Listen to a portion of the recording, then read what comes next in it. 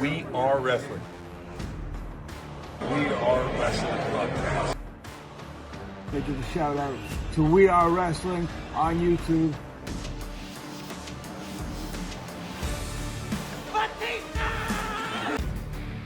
You're watching We Are Wrestling.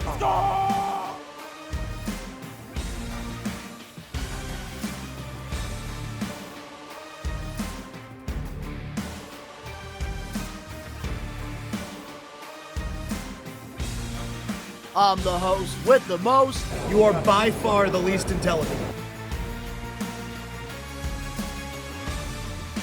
What's going on, everybody? Danny Huckins here, man. 1/3 of We Are Wrestling. What's going on? We are Wrestling Maniacs Worldwide. Ben here, the third of the talk show. We Are Wrestling Podcast. Make sure to subscribe, baby. We are wrestling.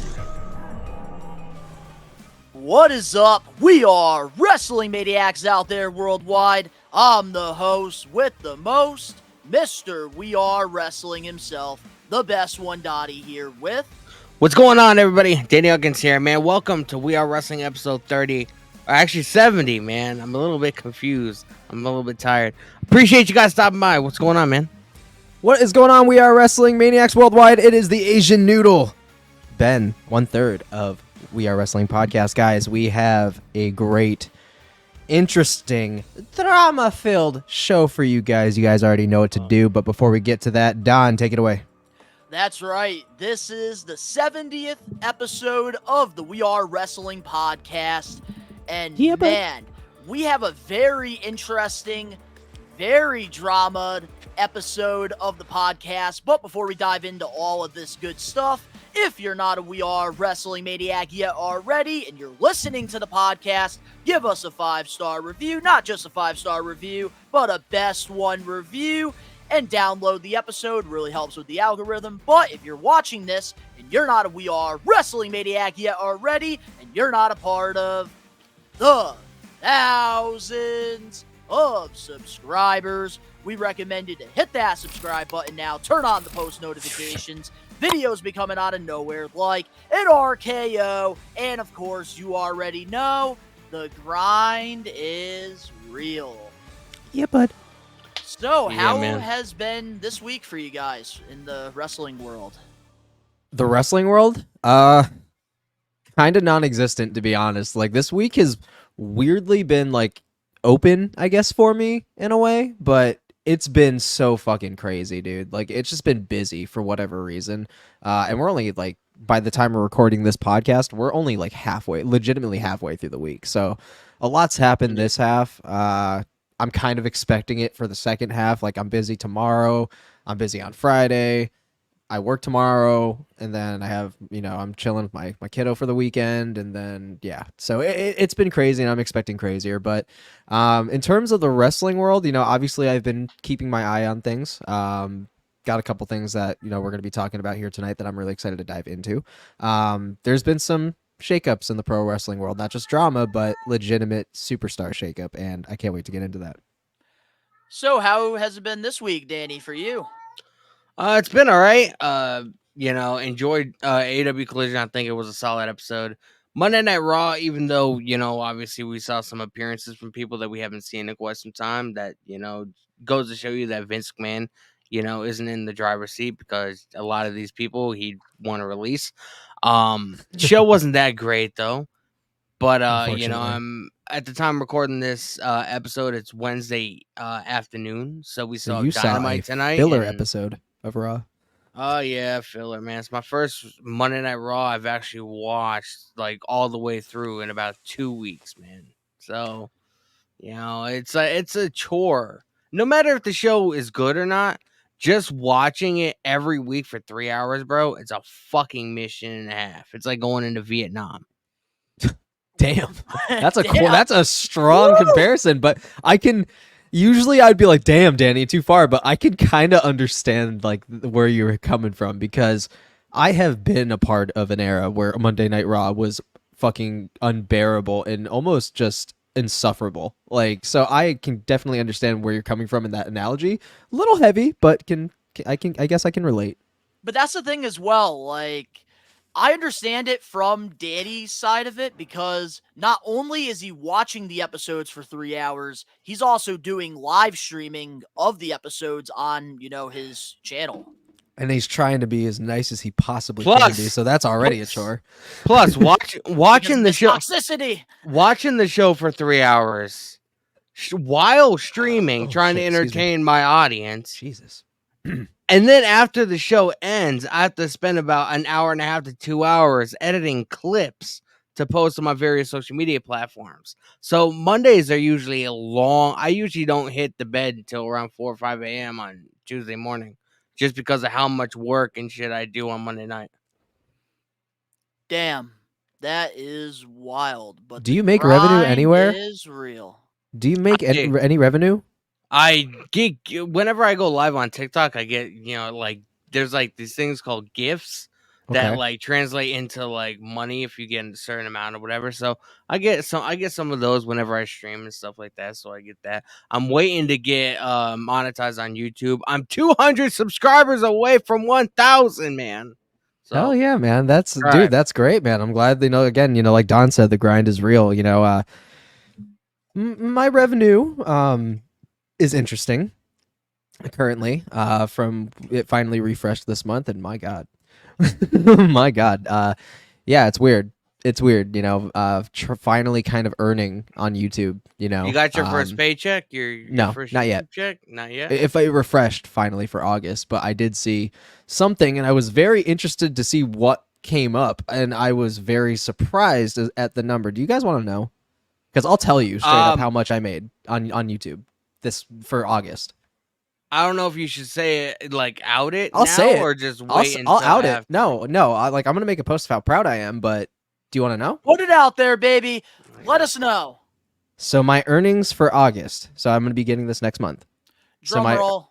Yep. So my earnings for August, and I honestly only expected what I saw on my revenue, which was like $115. In September, my first YouTube check is $405. Woo! Yeah. It's not a lot of money, but it's for doing what I love to do. 400, like that's kind of bro. lit. That's kind of lit. So yeah, it's mind blowing. I mean, obviously it's gone because bills and me and Don have a little transactionary plan, but it still motivates you though, doesn't it? It's still I did it, and I did it doing something I love to do, and I think it's really cool, man. Congratulations, so, brother. Yeah, so I can definitely understand. That's why I had to ask if you were monetized on anything, because that is a lot of work, man. So doesn't it motivate you to work harder though? Oh, absolutely. Why do you think, dude? The other fucking day I made Twitch affiliate, and I didn't even know until 6 days after the fact. Yeah, dude. Like I'm already. When I started doing the live streams, I was only at like 15 followers on Twitch, and then right after, like maybe a week, 2 weeks, like altogether, I'm at 107 currently as we're sitting here. So it's nuts, it's really nuts. And those music reaction folks, and even people from We Are Wrestling, and the people that I brought to We Are Wrestling, they stayed around for the gaming shit too. They stick around for you, man, and that's something I've learned. Don't do it for the bands. Do it for you and your audience, because they're here for you. They don't give a fuck what you put out. 100%. They really don't. If you have the personality, boom. That's the thing, like, I honestly have to agree with what you're saying, because when we do our live watch-alongs for the premier live events and the pay-per-views that you guys fans. can check out on the We Are Wrestling YouTube channel, we're always seeing regular We Are Wrestling maniacs in there. And I gotta say, man, that was my reaction when We Are Wrestling. We got our first, YouTube revenue as well, because, we've been doing this for, 10 plus years, all three of us. Doing, different ventures and stuff, and like just getting a reward for that hard work, man, like that feeling you can't really explain. Yeah, and one last thing before we continue on to like the main shit. And another thing I'm going to tell you guys, because neither of you guys have done it yet, and I really want to see you guys do it. Find a content creator and network. Like literally do collabs. Collab as much as you can. Make real friendships in this game, and you're going to be surprised, because there is a person, I'm not going to name his name for anybody that's from my channel that watches this. that I found as a content creator. We both hellaciously react to Ren music and stuff like that. We both are very much so into the same bands, same movies, all that shit.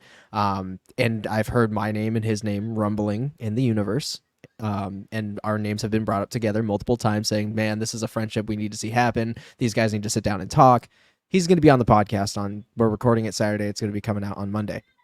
Ooh, Comes to find out, Homeboy is only an hour down the road.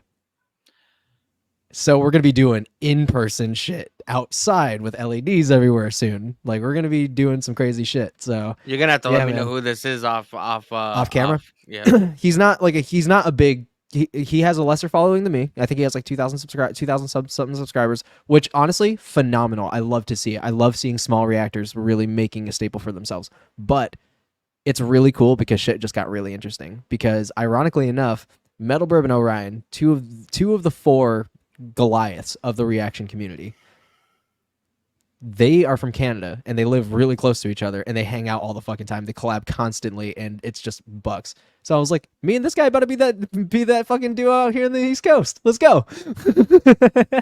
Yeah, so like I said, networking is super fucking important and bringing worlds together is important.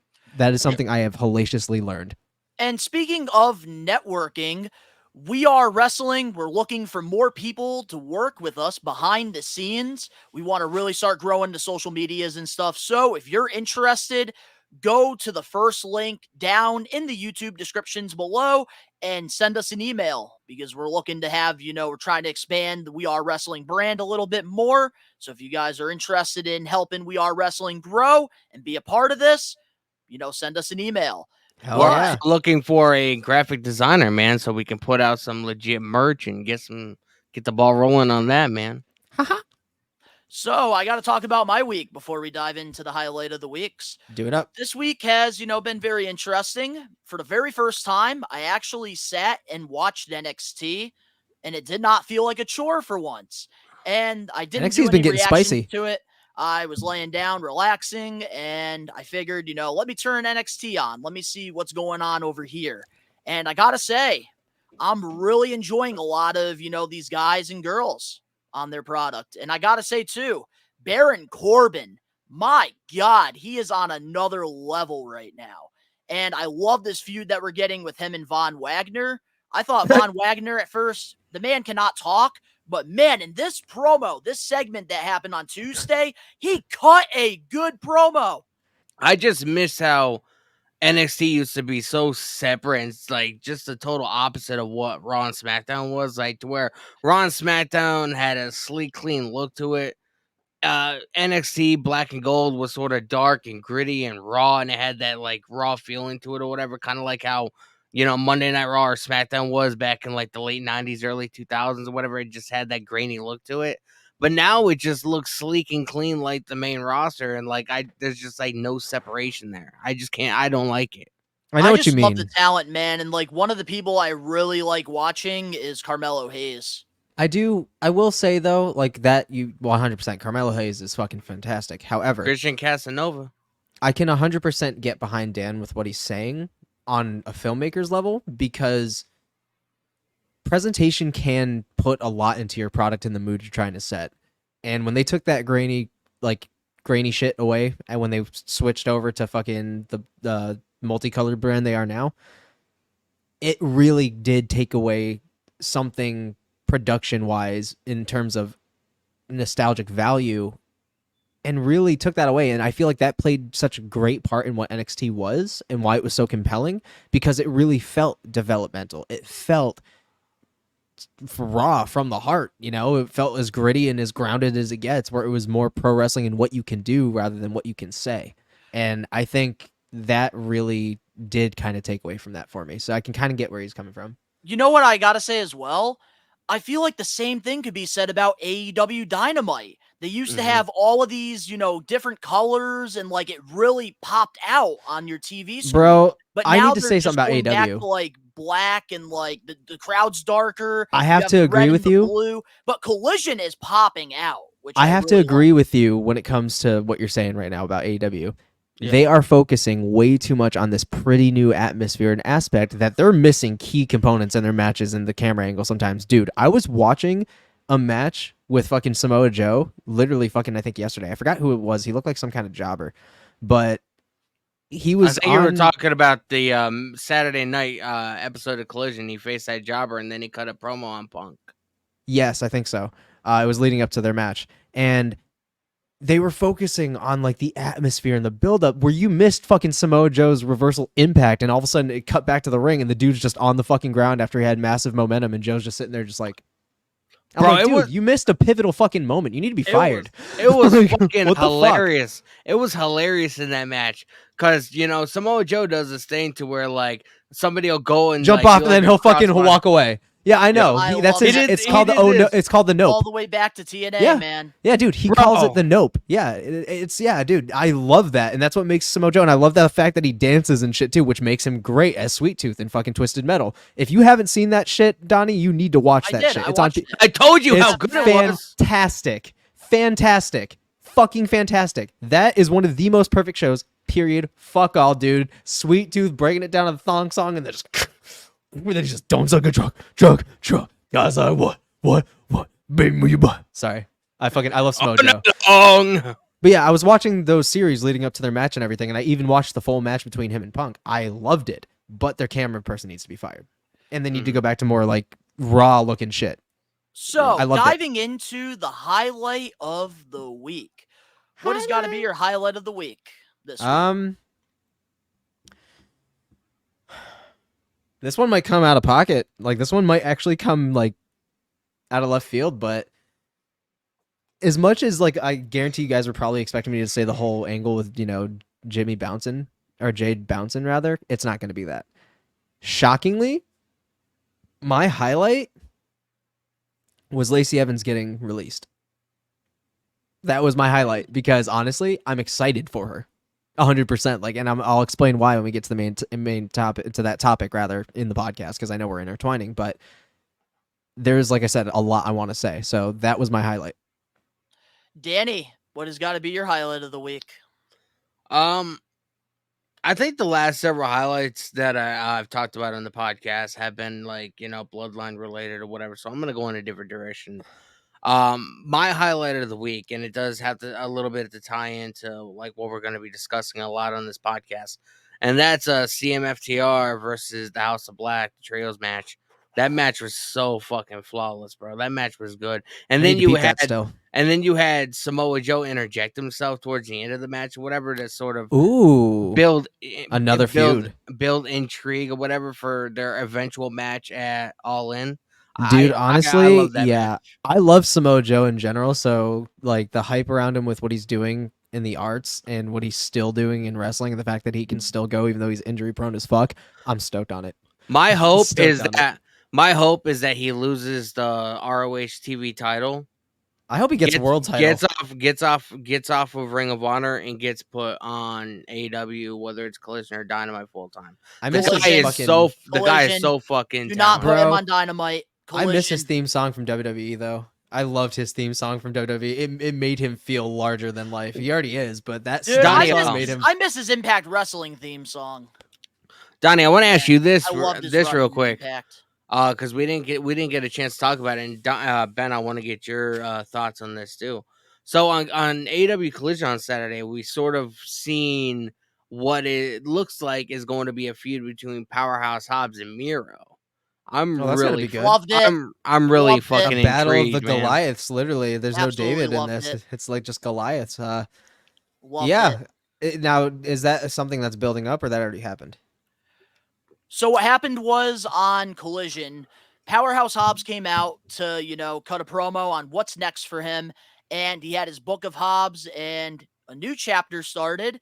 He wants to, get back the TNT championship. But in order to do that, he has to redeem himself, kind of teasing at Miro. I thought it was too good to be true. But then when he called out Miro, that's when, they started the feud. Miro came out and then pretty much, got attacked. By Aaron Solo. Okay. And somebody else. Well, fuck whoever they are. Fuck who they are. But I am stoked on it because I know how Hobbs is built. I've seen him wrestle. So seeing that with Miro and his Bulgarian brutish style, I am really intrigued on that. It's like the Hulk versus a fucking ape. So it's really fucking stoked because, dude, Powerhouse Hobbs is built like a fucking ape, dude. Like, he is fucking gorilla status, dude. I can't wait for it because that's going to be a heavy hitting match. And you don't have a lot of those nowadays. It's always, a slightly smaller guy and a big ass dude, or two dudes who are just moderate sized wrestlers. You don't really get to see a lot of powerful dudes go at it, especially at the capacity that those two can go at it. So it's like Godzilla versus Kong. I'm stoked. I'm stoked. I believe they're building this match for All Out, and I gotta say, Okay. even though They didn't say All Out, they didn't say All In. Okay. I'm still iffy on them having, All In and then the following weekend having All Out. I do think they should have pushed it back to give it a little bit more time. Yep, they could have given it a month. Oh fuck! I do love how they're sort Jesus. of giving it that separation though, whatever. So like, they're concentrating on All In, but they're also not, they're concentrating on All Out too. It's not just, we're just gonna throw a quick card together. You know what I mean? Yeah, they should have definitely given it a month at least. But now getting into my highlight of the week, I'm going to have to go with the Bloodline, Jay quitting WWE. And I got to say, man, when I was doing this reaction, when I was watching it for the first time, Danny, you called it last week on the podcast, brother. You really did call it. You called that shit, dude. Like, I'm amazed of how well to detail you called it. And Except honestly, the quitting. Nobody did say the quitting. Yeah. We thought that angle. But I Danny intertwined there. Why? No, but Danny called why Jay did, or why Jimmy did what he did. All right, so I called Jay leaving. You called the whole situation. Like, you called the entire, like, the details. You called that Jay was possibly going to be out with injury. We didn't.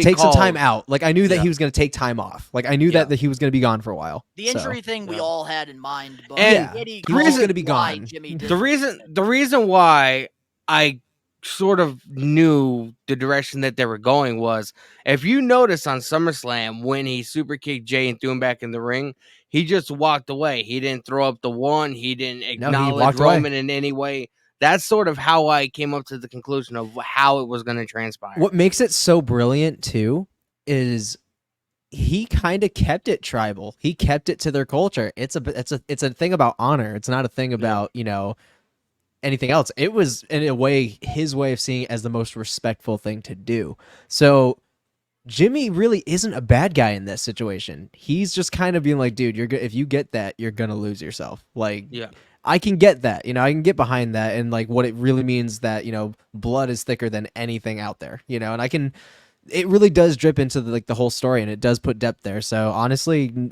at first I couldn't see it, but dude, I'm wrong, and I'll take that humble L.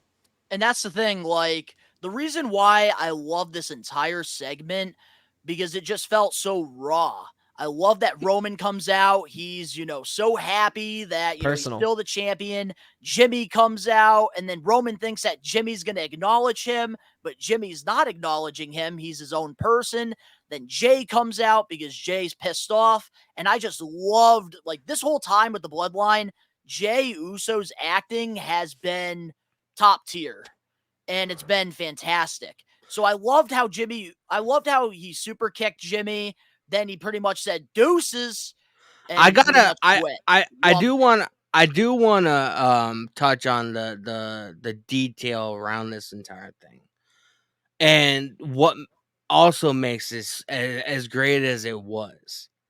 The fact that when Jay said that he's leaving WWE, he's leaving SmackDown, he said it to where the audience couldn't hear what he was saying. Only the people watching on TV.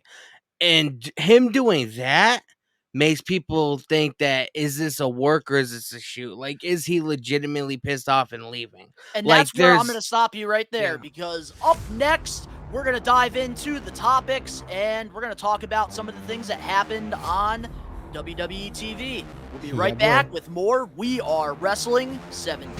Hey, I'm Double J Jeff Jarrett, and you are listening to We Are Wrestling. Subscribe and like right now. Right there, just push down, subscribe and like. Double J Jeff Jarrett and...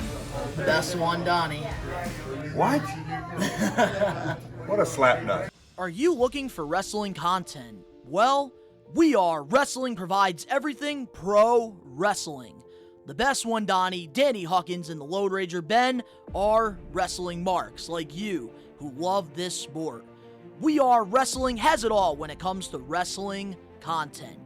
We have different podcasts, vlogs, reactions, full wrestling matches, live pay-per-view watch-alongs, interviews, predictions, and so much more. Only on We Are Wrestling. What are you waiting for? Subscribe and become a We Are Wrestling Maniac now. Now, getting into the topics for this week's episode. This past Friday on SmackDown, last Friday, we saw Jey Uso quit WWE. Apparently, WWE has moved him to the alumni section on their website.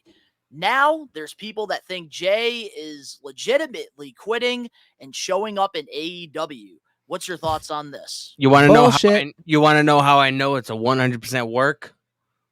They mentioned it on commentary on Monday. If he was legitimately leaving and going to another company, they wouldn't have mentioned it. Yeah, would've no, just they let it happen. they would have, and they also would have put out Jey Uso is officially released immediately. No, it's a fucking work, dude. We all know it. They're definitely like props on them for going as far as moving him to the alumni section, doing all that crazy shit. Yeah. Definitely feels ruthless aggression era all over, where it kind of almost they're trying to break kayfabe again. We obviously don't buy it anymore, but I love it. You know, I love that they're really going the extra mile to really sell this work.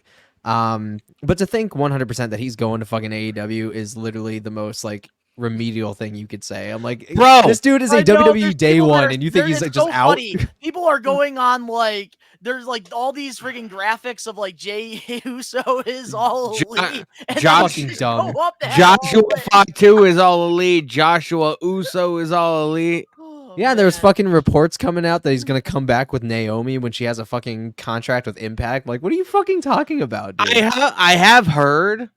Now I haven't been able to lock this down as 100% accurate, but I have heard that his contract is up towards the end of the month, and he signing another one. hasn't necessarily resigned. Well, I know that, but that comes into question too. The fact that all this is happening. Can I He stop left. you right He there? left WWE, and his contract is coming up. That's what's making everybody think like, oh, maybe he's gonna go somewhere else. Here, I'm gonna say this right now, all right?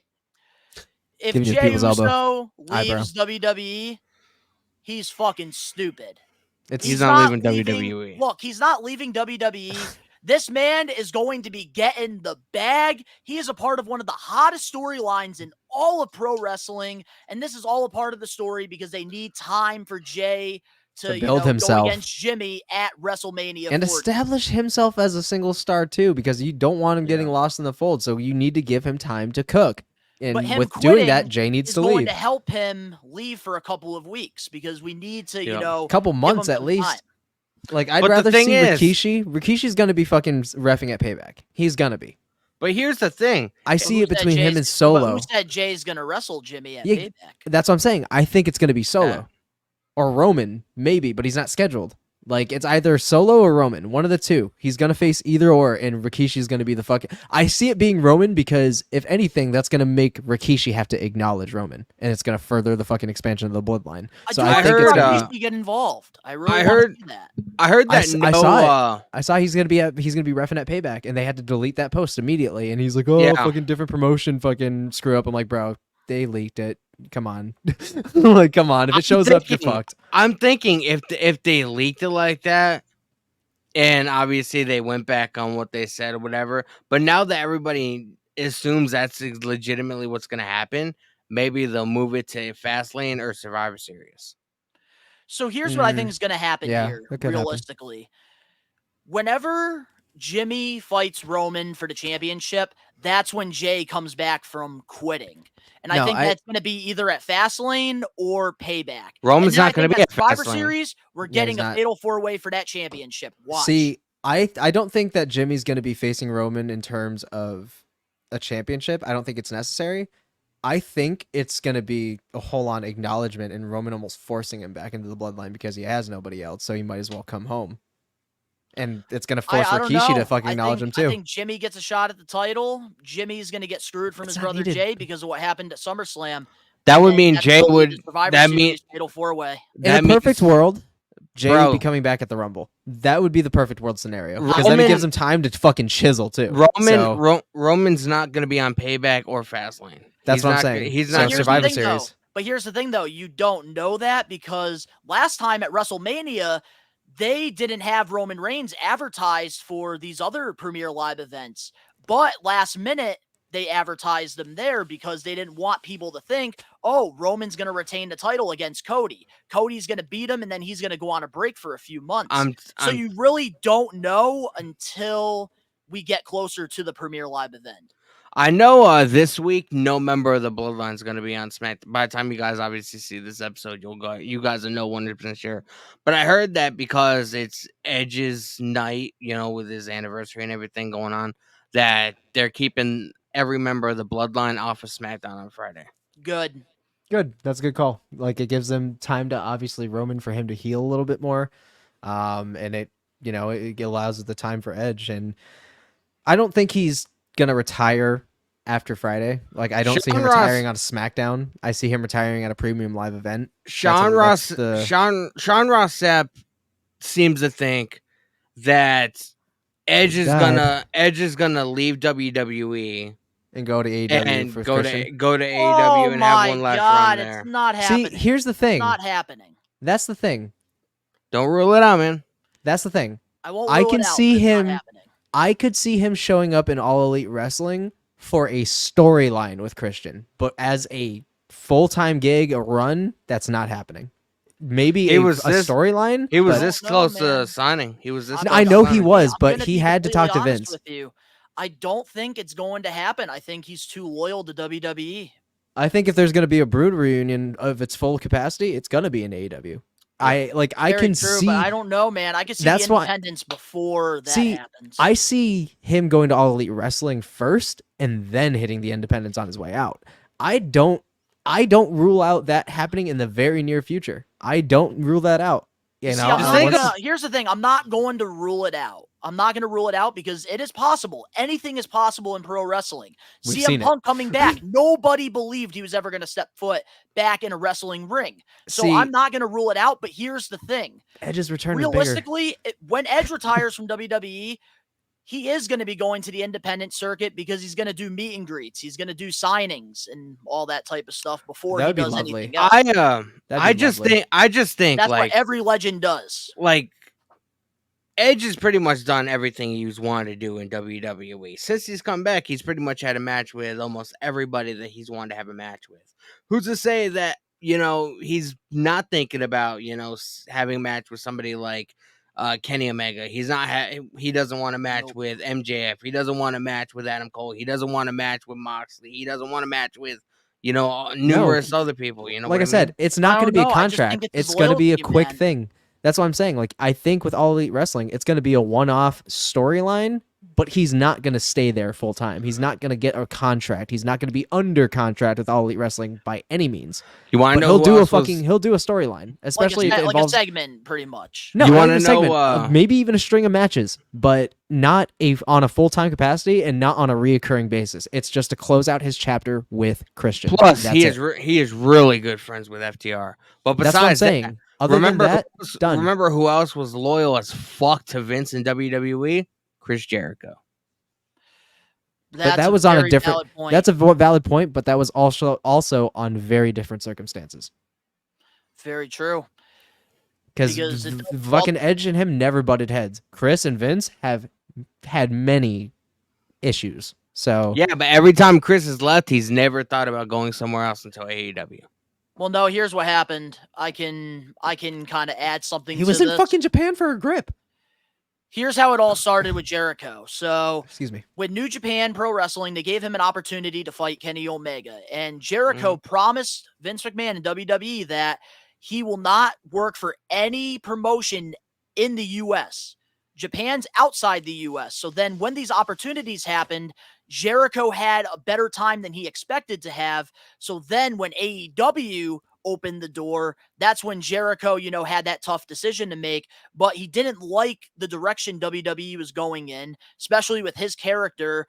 And New Japan really, spark that passion back in Chris Jericho to get back into pro wrestling, not sports entertainment. Not gonna lie, That's what bro. led to him going to AEW. I would love to see Edge in a match in New Japan, bro.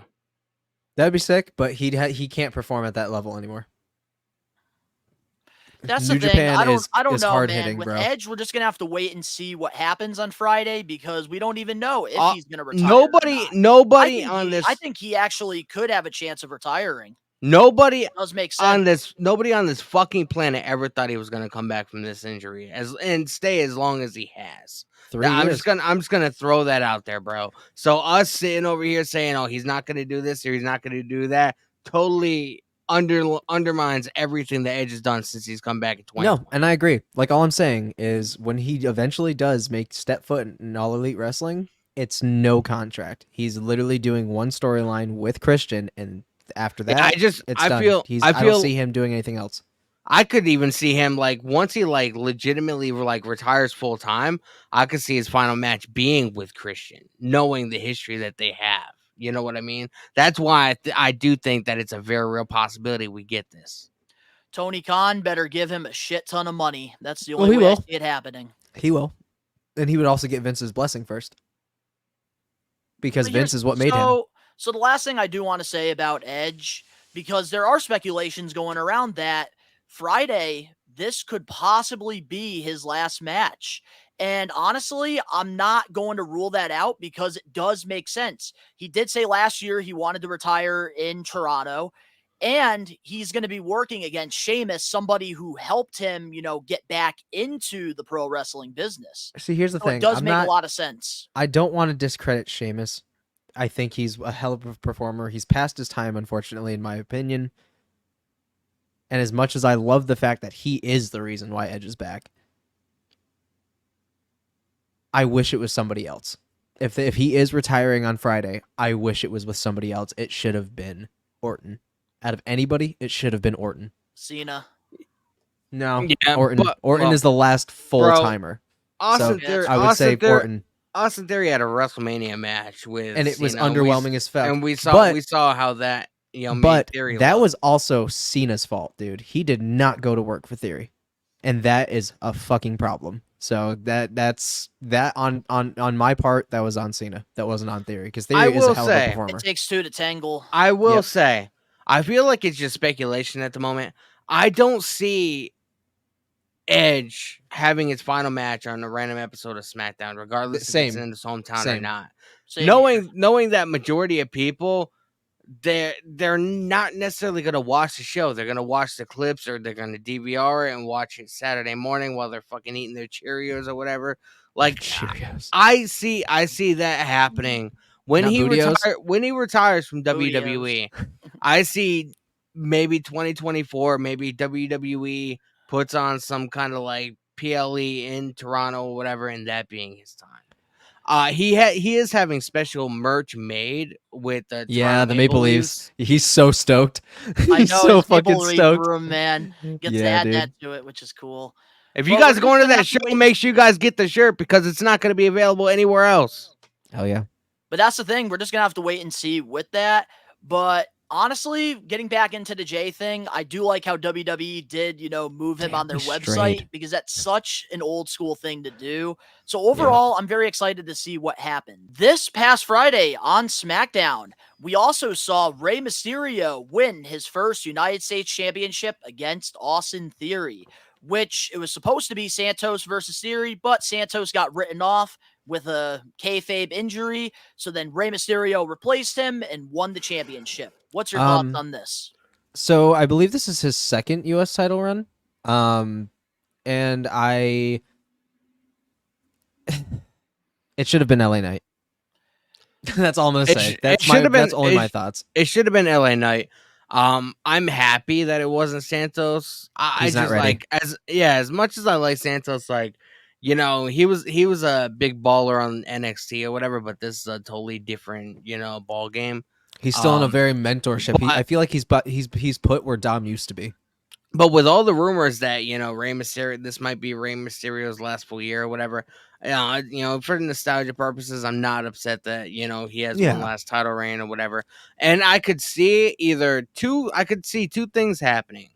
One, either Santos Escobar turns heel, leaves LWO and has a feud with Rey Mysterio, or I could see, and I have heard this floating around. I heard Rey Mysterio could potentially restart the feud with Dominic. Dominic wins the U.S. title, and they can join the North American title with the U.S. title and the one title. I did see that. I hope that doesn't happen, though. Here's what my thoughts are about this whole thing. I'm happy for nostalgia purposes that Rey Mysterio did win the championship, but That's the it. only way I'm going to be okay with this, the only way I'm fine with this is if, the LWO, Santos, and, his tag partners, they turn on Rey Mysterio, they turn full heel, and Santos wins the championship. That's the only way I will accept this. I still think it should have been LA Knight at SummerSlam. They could have created a defining moment right there. LA Knight could have made that championship very prestigious. My only issue with this whole thing is if Santos Escobar does turn heel, I don't think Legado del Fantasma joins him. I do think they stay in LWO just because Del Toro and the other guy, Joaquin Wild, I guess his name is. I feel like keeping them with somebody like Rey Mysterio, they'd be able to learn a lot more so than just sticking with Santos Escobar. And I do feel like if you put Santos Escobar in a singles run, he might be able to sort of develop his character more because his entire time in NXT, he's been with these guys. He's never like literally went out on his own. You know what I mean? I have But no I feel like interest in these him. guys haven't done anything, though. That's the problem. That's But why I they're see them still turn heel. they're still one of the top selling merch people on the It's WWE shop. It's LWO and it's a Latino group. There's a huge Spanish population in the fandom, so yeah. But still, They I kicked would Ray out rather of the group. I would rather. They did it to But, Edge. but then what are they gonna do with Carlito? Carlito's supposed to join LWO. If everybody leaves and LWO is no more, what are they When gonna Santos do with Carlito? Escobar finally turns heel, who do you think is going to come for the save? I see Santos Escobar turning heel, attacking Rey Carlito. Mysterio, leaving LWO. Del Toro and Joaquin Wild stay with LWO, and having Carlito and Rey Mysterio run LWO Hey, along Daddy, with I'm Joaquin sorry to Wild tell you and- this. Carlito is not showing up anytime soon. He's in catering, enjoying his apples right now. Oh, he's showing up. He was supposed to show up, I want to say like 2 months ago, but it was the night that the bloodline went like 45 minutes or whatever, and they didn't want his return to get overshadowed by the bloodline. Which I mean, I understand. It's hard to introduce somebody of nostalgia purposes or reintroduce them on SmackDown when, the bloodline is on, because that's like the biggest storyline currently in pro wrestling. Very true. But now, another question I do have for you guys. The person who lost the U.S. title, Austin Theory, what's next for him? Buried. I think he should go to NXT personally. I don't see anywhere else that he fits on. Like maybe with Grayson Waller, but again, Grayson Waller's had one match since the draft in April. And this coming week he has, the Grayson Waller effect. He's not necessarily doing anything. So do we really want to pair Austin Theory, who's not over or not as over as he should be currently, and put him with Grayson Waller, who again, Grayson Waller's not over or not really doing anything worthwhile on the main roster? I see fucking Theory and Grayson Waller being a tag team for sure. I'd rather Grayson Waller and The Miz be a tag team. Here's what I think they should do with Austin Theory. And there's been a lot of speculations about this, and a lot of fans want to see a face turn with Austin Theory, because there's been a lot of videos that have leaked with meet and greet experiences, and a lot of people that have met Austin Theory have said very high things. And I think Theory has that same mindset when it comes to, giving the fan the experience, because he was a John Cena fan his whole life.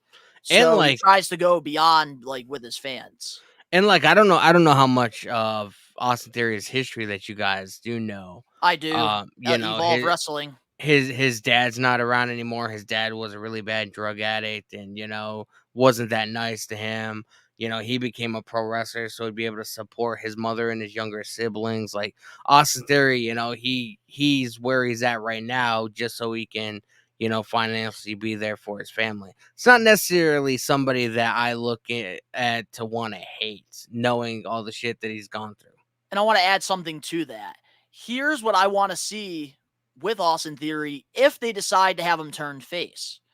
Because we've seen this work before where back in the day with the Attitude Era, we saw Jim Ross do these sit-down interviews with people and like Mankind. There's the best example. We got to see like the whole story behind Mankind and the Three Faces of Foley. I think with Austin Theory, he could benefit from doing like a sit-down interview with somebody and then talk about the struggles in his life, and we can get that face turn because I think that's Don't you think that'd be a little bit too close to what Von Wagner is currently doing on NXT? Because he's sort of doing the same thing. I don't know, man. Theory needs something new, and I think that the best thing that they could do is do something like this. Because then you get a reason why he acts the way he acts. I would not mind Austin Theory. This is going to be weird. Like, this is gonna be so out of left field. You guys are gonna be like, "What the fuck are you talking about?" I can see Austin Theory turning babyface, and I can see him feuding with somebody from Judgment Day, like Dominic or Finn or Damien or not Damien because he has the briefcase, but either Finn or Dominic Mysterio. Knowing how much heat Dominic Mysterio gets or has, whenever he tries to talk, if you have Austin Theory turn babyface and feud with him, you might be able to get the crowd on his side. Definitely a possibility, but we're going to have to wait and see with what happens. But now moving on to our next topic. This past Monday on Raw, Chelsea Green found a new tag partner in Piper Niven, seeing her finally return. What's your thoughts on this? Is Chelsea Green a heel? Yes, she is. She's a Karen character. Like, well, I mean, Karen has her muscle now. So, I mean, it could definitely go really well. I mean, I like Piper Niven. I think that, she, for her stature, she could fucking go. So, I love seeing anybody come out of catering, and I love seeing people get their TV time. And obviously, Piper Niven is another Triple H bred fucking superstar. So, I think, with the right guidance, the right gimmick, the right attitude, the right feuding, booking, it could be a really good direction. You could really build her up to be a powerhouse because, again, she's super talented, and I feel like she has a lot more to give. And immediately giving her a fucking tag team title and be like, hey, you're in, and giving her a chance to shine and carry it, that could make it hard to fucking drop. So I will say, I'm kind of stoked for it. I will say, and I talked very, very, very briefly to Donnie about it in our group chat that we have. I don't like the fact that Chelsea Green is able to keep the tag titles, knowing that Sonya Deville got injured, and all she had to do was find another tag team partner. I mean, that's never. Yeah, Raquel and fucking Liv Morgan fucking dropped that shit a million times. So I'm like, dude, what the fuck? To be honest, they probably didn't want to go through another tournament. Yeah, because it's like now they're getting way too fucking. There's other things that they could have did, bro. They find your own damn fucking tag team partner at this point. They could have had a fucking tag team ladder match with 3 or 4 of your best female tag teams. Had a fucking ladder match. Put Chelsea Green in the match. They find a tag team partner, but we have to take these off you. Fucking tag team ladder match, tornado style, just like fucking Armageddon, where Joey Mercury got. But yeah, do that shit for the women. That would have been exhilarating as fuck. I would have watched the fuck out of it. I don't care who's in the match. It's fucking ladder matches are my favorite. So yeah, they could have been pretty cool. They could have built it up for Payback or Fastlane or something like that. I just don't think it's really doing anything to add value to the tag titles.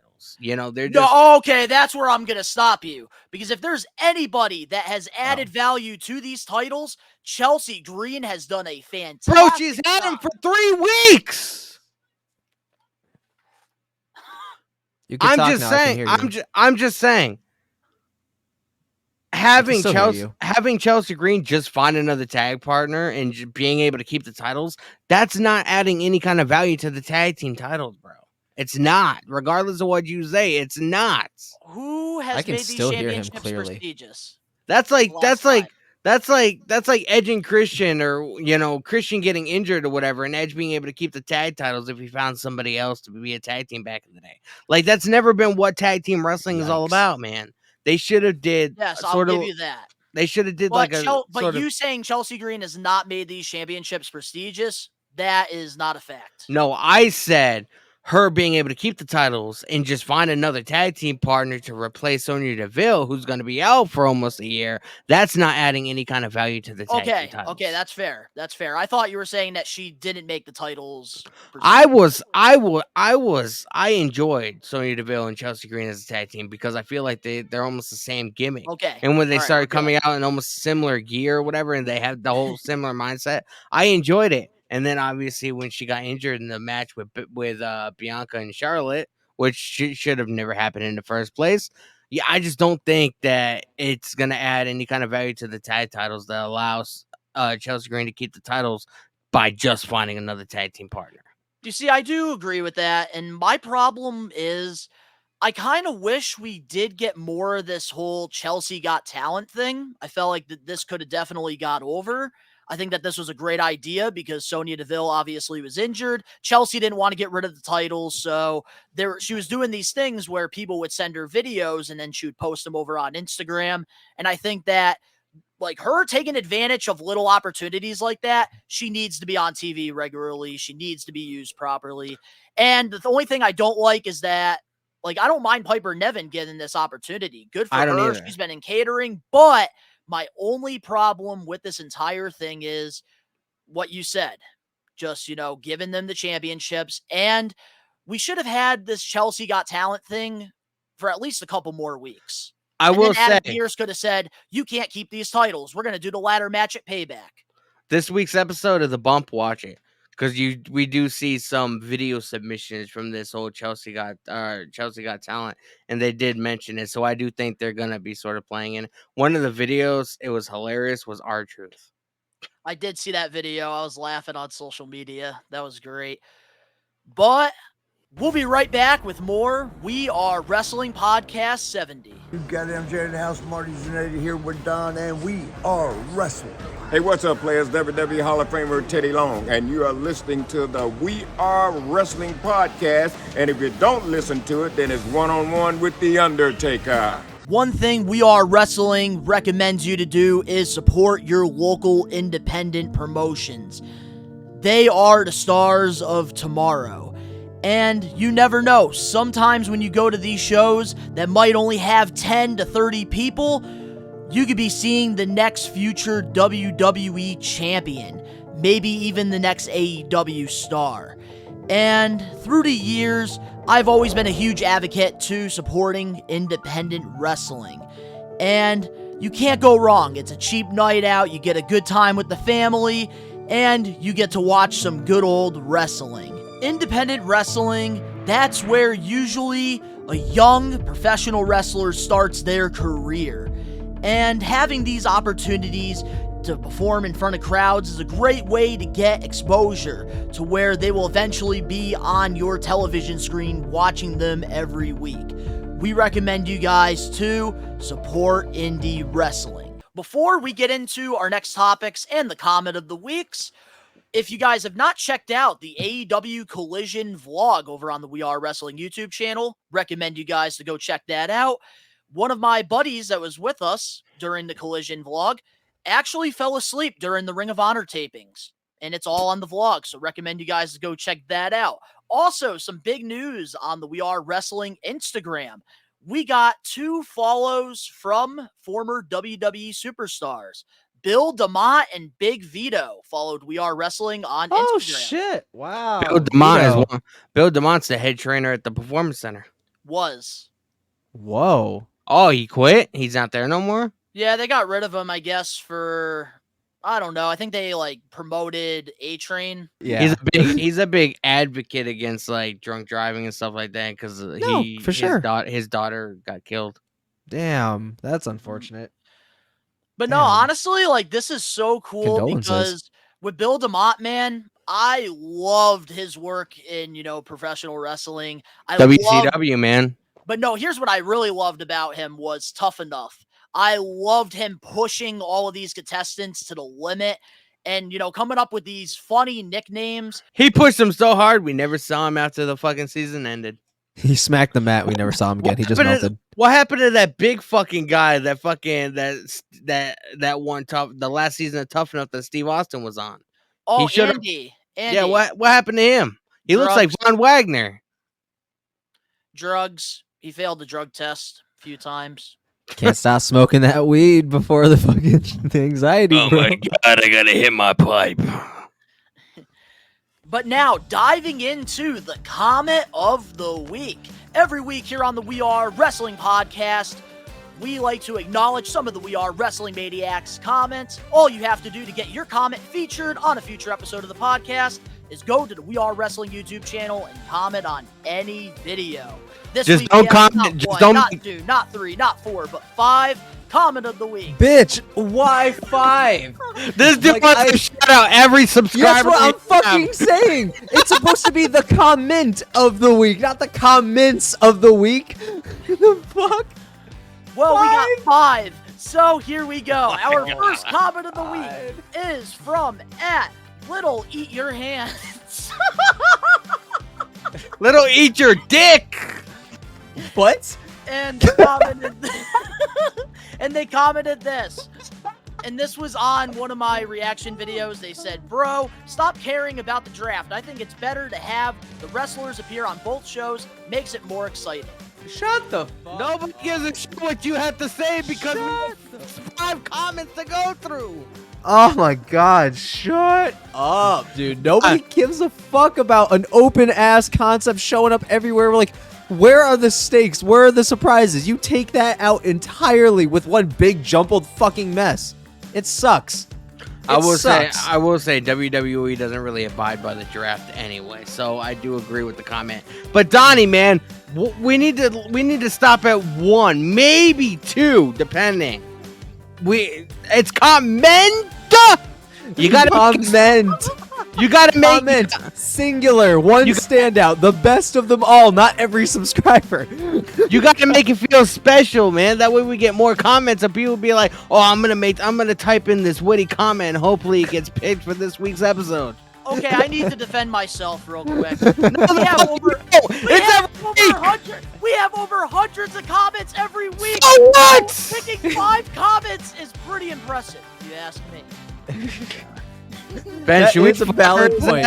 No, that is a valid point that he did bring up. Like, that is actually a fucking Ben. solid argument. Like, as much as it is still, like, absolutely, like, what the Sleep. fuck, Let me know when you're I over. still have to defend this man because that was a valid argument.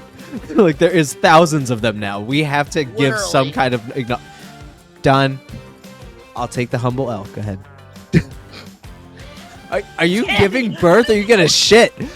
Oh, Close your Danny, legs. stay like that. Close Stay your like that. legs. Hold up. Stay like that. Stay Oh like my that. Stay like that. Stay like that. Stay like that. Hold up. Hold up. I am not editing this out either. Yes, keep it in there. Oh no, hold on. That's a video. Hold up. That was a video. Let me Danny zoom has in. given birth live on the We Are Wrestling podcast. I ladies feel and like I'm gentlemen. gonna tip over in my chair. Donnie, you're not gonna pose, you bitch? I got it. Oh god, that's going in the group chat. When Oh, that's the wait. Wrong group chat. When Donnie picks more than 1 comment a week, Danny falls asleep. And also, Gives birth. I can add another valid point here to Oh my my God. case here. I'm sick of your valid points. When it comes to the comment of the weeks, you could just give a quick thought on it. You don't have to talk about it for like 5 minutes each. I know, bro, but comment 1. Comment. Singular. Fine, the comments of the week. I guess we're gonna have to call it that. Danny hates the We Are Wrestling Maniacs, ladies and gentlemen. No, I don't, man. But you gotta make it feel special for people. If you pick more than one comment, then people are just gonna comment. 5 out of stupid shit. 100 different comments from 100 different We Are Wrestling Maniacs. That is pretty impressive. Oh my god, that was phenomenal. I needed that laugh. I'm just gonna enjoy my prime and excuse shut the fuck up. All right, there you go. That's better. Oh, that was phenomenal. I needed that laugh. So with this comment here, pretty much there's people telling me to stop complaining about the whole, draft thing when it doesn't matter. I feel like I have a valid reason here. Just like freaking picking 5 out of 100 comments. Nah, I got you. They did this whole draft thing, and pretty much it doesn't matter. So, of course, I'm going to call WWE out on that bullshit. I call out the good, I call out the bad. Didn't I call it out probably 2 months ago, and you were like, "What the fuck do you mean?" Haters be hating. You're right, because I want the draft to matter, and it doesn't Yeah, matter. dude. So I have So what are you face drafting? Like, what are you drafting? Like, it just don't even have a draft if you're not going to keep it split. Moving on now to the next comment of the week. It is from @JamesA567 Brandon. He commented this. I wonder if they're setting up War Games with Judgment Day. Finn Balor, Damian Priest, Dominic Mysterio, and JD McDonough versus Cody Rhodes, Sami Zayn, Kevin Owens, and Seth Rollins. I don't know. I'm kind of scared because they announced War Games 2-3 months before it actually happened, and they announced Survivor Series, but they haven't said anything about War Games yet. So if Vince McMahon's it will happen at Survivor Series. If Vince McMahon's in the fold, Vince McMahon, he's gonna want the 5-on-5 SmackDown versus Raw like he likes it. So we don't know. But how would you feel if they actually did do that? I wouldn't mind it, but what I heard somebody say, what if Finn Balor was in a match or something, I can't remember how they worded it, but something about how Damian Priest could possibly cash in his Money in the Bank at Survivor Series. That'd be sick.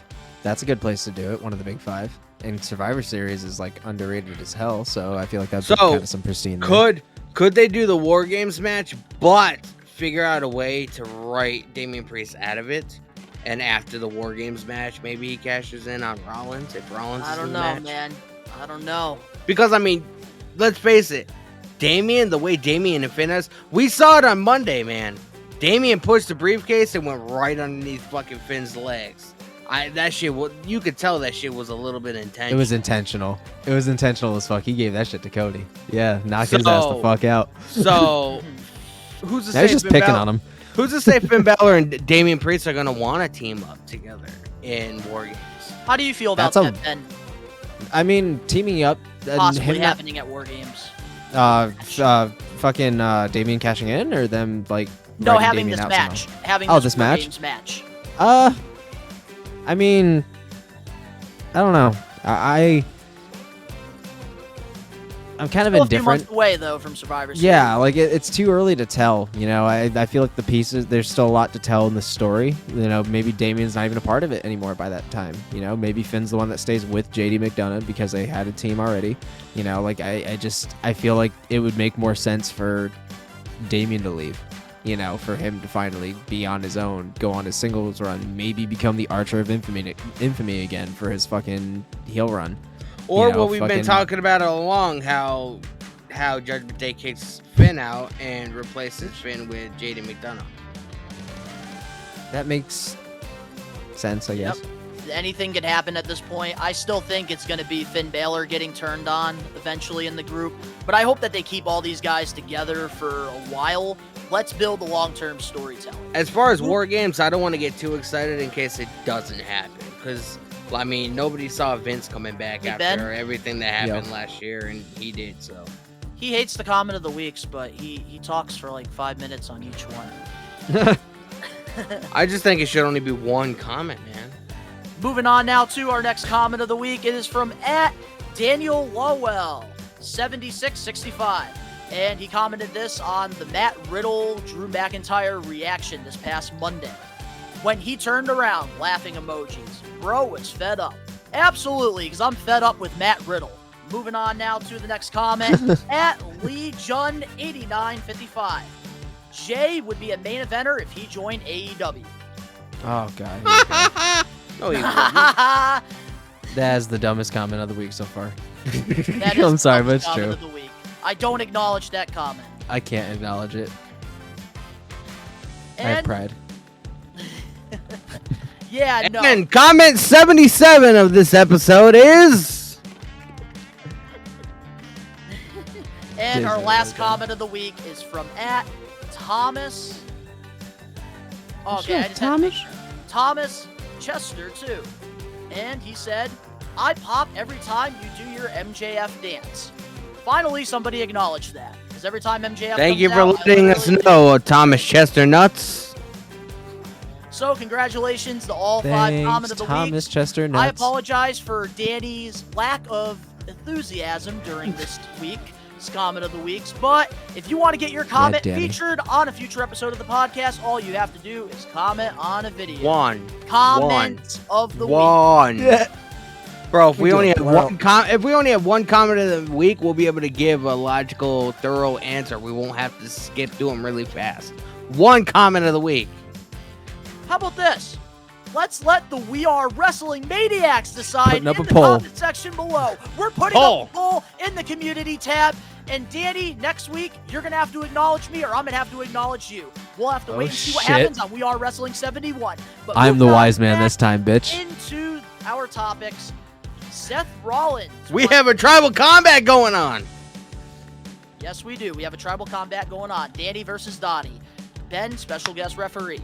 But the We Are Wrestling Maniacs, they'll be the ones to decide. Because if they want one comment of the week, we'll do one comment of the week. But if they want to do 3 or 5 of them, then we're doing 3 or 5 of them. It's up to them. They're the ones that are Three is reasonable.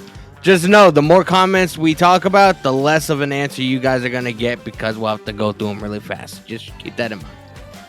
All right, well, moving on back to our topics for this week. Seth Rollins wants WWE to make a physical WWE Hall of Fame. While speaking to GQ, Rollins stated that, yeah, the stuff I can't give to Goodwill. If I don't know where to get rid of it, I send it to the archives. Just because you never know. I think at some point in the future, there's a market for physical WWE Hall of Fame, and I'm lubing for my own wing. Would you like to see a physical WWE Hall of Fame happen? Yes. And this should have happened years ago. But, now that I'm sitting here thinking about it, I think I know the It needs to be in reason why- Stamford, Connecticut. I think, well, Needs to be. either that or Orlando, because that's like where like a lot of their business is done with like the performance center and stuff like that. So it's gonna either be in Connecticut or Orlando. Too. But I feel like the reason they don't want it, because seeing all the memorabilia, that's like a huge part of WrestleMania Access every year. So that's like, having to move the entire fucking museum to whatever city they're in. Maybe they just don't really want to have to go through all that Who shit. fucking cares? That is a moneymaker right there, nonstop. Like nonstop moneymaker. I know Like, they have- no, I know- if I they know- like I money, agree they'll with do Ben. it. I know I you agree with can. Ben. I know you can tour the warehouse. There's numerous videos on YouTube that you can. Yeah, like, the tour fucking SmackDown warehouse. fist is there and everything. Who cares? But regardless, I'd rather a Hall of Fame, 100%. I Keep would the too. museum somewhere with like the bigger items, but like memorabilia of the superstars. Maybe fucking. This is gonna get real dark, and I apologize if this is too dark. Maybe the turnbuckle where X, Y, and Z unfortunately demised, like no, shit like that can't like be seen. They need shit- to burn it. regardless of the fact, shit like that. You think needs they to still be have it? somewhere. No, probably not. Wow. But like that's what I'm saying. Like that deep, like things that are part of history, wrestling history, a part of the WWE. Like things have to be there. Kane's OG mask, maybe. Fucking Undertaker's, fucking his fucking purple shit. The mask he wore when he fucking broke his nose. Like all that shit. Like they need to have those things hanging up. I thought that's the direction they were gonna go when they made that. Yeah, with the A&E. with the WWE Wanted Treasures Yeah. series. And then in season 2, they went to let's actually have this so it's owned by WWE. Yeah, to- like dude, now to where it's on loan to WWE. Yeah, like and the WWE ladder doesn't that- own it. Like the ladder that busted up fucking Joey Mercury's face, the fucking steel door that Mick Foley got fucking chokeslammed through and onto the thumbtacks. Like that should be a part of a museum somewhere, you know? Like again, a Hall of Fame. Shit like that could bring in serious money for them in terms of revenue and that is a non-stop fucking moneymaker because fans would travel around from the world to see that shit. The famous army jeep that DX rode when they were gonna invade WCW. Yeah, and then fucking like some like old mats and stuff from certain matches that they can auction off and have a live auction there for, like just things that they're trying to genuinely get rid of because of space or what have you, or you can auction those items off. I will say if they ever legit make an actual WWE Hall of Fame, they better have a place to actually have like a full on ring set up because That'd be fucking sick. I would love to have a photo taken in an actual WWE sanctioned ring. Oh, that's easy. Sweet. That's easy money right there. Like TNA live events and, independent wrestling shows, they do that where they charge, money to get in the ring with a wrestler or sometimes just get in the ring and get a photo. I think that would be a great way to do it. But now, getting into my thoughts about the whole physical WWE Hall of Fame, they need to do this. Like, what's the point of having all of this historic memorabilia in just a warehouse collecting dust? When you should be able to have a physical Hall of Fame where immortalize people can, go on vacation to wherever this, Hall of Fame is going to be. Like the Basketball Hall of Fame is very successful. The NFL Hall of Fame is successful. These museums, they have great turnouts. And I think that WWE, they're missing out on a lot of money. Motherfucker. You got Johnny Cash's and fucking Elvis Presley's goddamn instruments touring the fucking world and going to the goddamn Big E. They are some of the most prolific fucking artists of all time. And you won't even let just fucking WWE superstar shit hang up in a museum? Fuck you. Could you imagine how big of they would have to like build their own custom building? I don't think there's I don't think there's a building that'd be able to. Because like with all the old WWE sets, it'd be the shape of a belt, SmackDown and pay-per-views. Obviously, they're not just gonna want them like sitting. Spinning. They're obviously not gonna want it'd be a spinner belt, like sitting up against the wall. They're gonna want to fucking like actually have them up to where like it looked like people can actually make entrances and stuff like that. So shit, that's what a museum is. Yeah, but I feel like. I don't think there's a building on this planet that'd be able to house everything. Oh my god. A museum, of course they're going to have. Did you say that they had to build their own whole ass building, first of all? Yes, they would have to build their whole ass building. It'd be a huge fucking building, too. It'd be like the Smithsonian size almost. Because there's that much history. Like, if you want a big, like, huge. One place, it'd be in Orlando, 100%. Definitely going to be in Florida. As much as I want it to be in Connecticut. It's gonna be in Florida. 2, it's gonna be the size of the Smithsonian easily, especially if you want to hang up the fucking fist. Like you're gonna need a big fucking place. So yeah, and if you want to have a ring, the fucking entrance ramp, all the memorabilia around the entire facility, it's gonna have to have their own like hangar, like fucking size. It's definitely gonna see? What up? I would love to see WWE do this as well because this could be a great opportunity to bring in wrestlers to do meet and greets too. That's what I'm saying. At the Hall of Fame. They do that at the Basketball Hall of Fame in the summertime. That's what I'm saying, man. So I would love this. Like, what's stopping you? If you ever been to the Basketball Hall of Fame, there's so much, memorabilia there, like, game worn shoes, jerseys. Even, Dennis Rodman, who, did some stuff in WCW. They got some of his jackets and iconic, stuff that he used to wear. I would love if WWE did this, man. It's amazing. It's incredible. I don't think I've ever been to the Basketball Hall of Fame. Even if you're not a basketball fan, it's something that you would enjoy. It's cool because it's just history, and there's a lot to do, and it's like its own little like strip mall. So then you get ice cream after. Dude, Cold Stone Creamery, man. That's the shit. Yeah, but honestly, I really hope WWE does consider this because what's the point of it collecting dust? But now let's move on to one of our topics that Ben is very excited to talk about, probably more than our main event. Lacey Evans is no longer in WWE.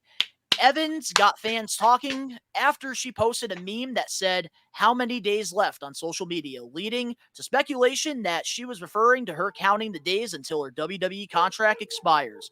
How do you feel about this news with Lacey Evans moving on from WWE? So, Thank fucking God. Go ahead. so I'm gonna come at it a different angle that I know that Danny's gonna. But all controversy aside, I'm not looking at her super personal life and what her fucking beliefs are. I don't care.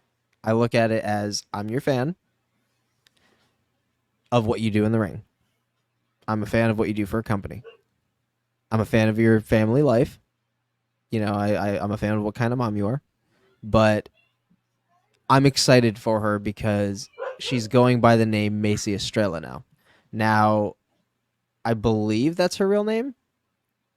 It or is. maybe, yeah, it's like it is her real name. Yep. But she still seems very confident about wrestling shit. Now, however, she just opened up, I think, like an ice cream shop bakery or something like that, or a coffee shop bakery or something. And I'm really, really stoked. Like, I'm stoked because that clearly seems like a passion and a dream that they've clearly had for their family. And if you've seen or followed her Instagram or anything like that, it looks beautiful in there, man. And she's been really stoked on it. And, you know, to make a business and to spend more time with your family is always fucking great, you know, and it gives you more family time.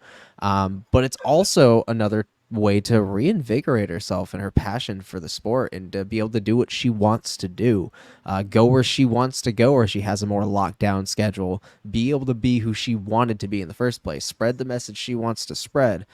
So I'm interested for what's going on with her future. You know, I feel like she's going to have a lot more creative freedom. And if she even decides not to step back in a ring, you know, I'm stoked for her future because, you know, at least she has something that she's passionate about outside of it. So I feel like she was severely underutilized in WWE. I think she's agree. a very, very talented fucking wrestler.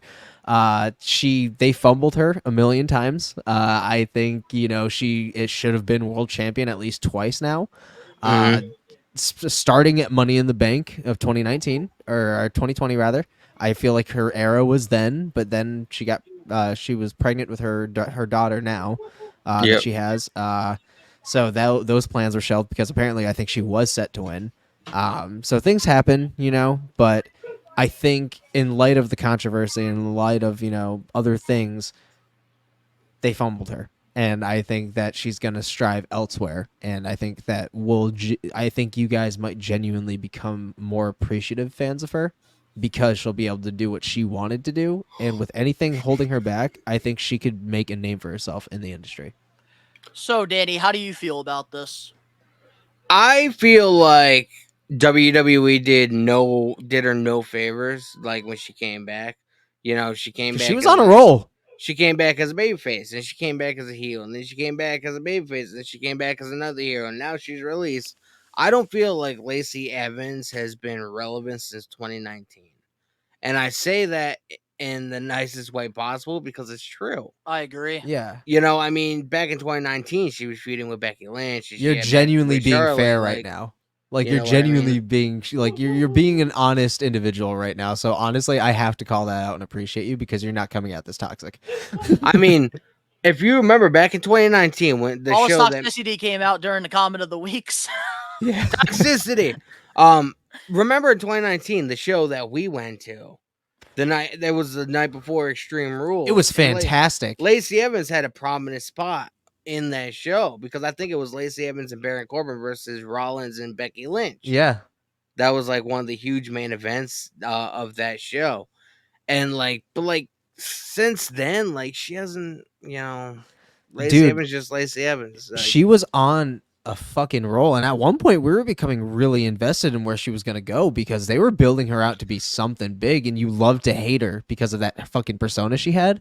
But I feel like that persona worked for her. And it was a character, right? Yes, the Southern Belle, like the fucking. We were on her Instagram story story one time. So you know, I do want to give my thoughts on this as well. My thoughts, you know, about this whole, you know, Lacey Evans, you know, parting ways with WWE. I got to agree with both you guys on, you know, certain things that you guys both said.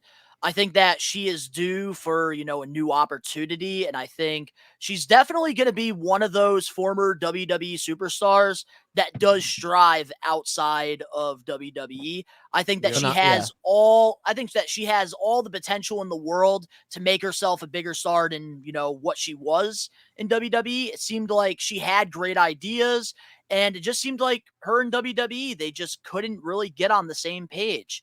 And honestly, I could see her going to AEW possibly. Yeah. And part of me feels like it would help. Like obviously, it's very well documented how much she loves being at home. She loves being a mom and stuff like that. I don't necessarily know if her passion was to come back to WWE. She probably did it because obviously the money's nice. She wanted money for her kid and stuff like that. But I just feel like, after she got released in 2020, I think it was, and she obviously came back, last year or beginning of this year. She wasn't It released. just- she wasn't released. She was on maternity leave. Yeah, well, no, she was on maternity leave or whatever. It just spending all that time at home, it just doesn't seem like her heart was really into wanting to be in WWE anymore. And it's lack of creative. Issues. Yeah. Lack of creative, I think that's the big issue with her, because she does seem like she has a good mind for the business. And I think what WWE was giving her, she didn't appreciate it. And it just wasn't going anywhere. Pretty much trying to have her be a Sergeant Slaughter ripoff. Pretty much. I not gonna lie, bro. I would have been intrigued as fuck if we got Sergeant Slaughter's daughter versus Lacey Evans. Oh, Sergeant Slaughter wanted nothing to do with Lacey Evans. He was not happy about her giving. Her daughter was talking. Ask for his approval. Her daughter was talking. His daughter was talking shit to Lacey Evans on Twitter or whatever it was, and I was just thinking, bro, if WWE ended up somehow booking that kind of a match for a WrestleMania, just a fun match like that, kind of Sami Zayn versus Johnny Knoxville, something like that, that would have been really entertaining to see. Mm-hmm. Yeah, one thing I did see was this picture surfacing of Lacey Evans being a part of the Outcast, which I hope does not happen.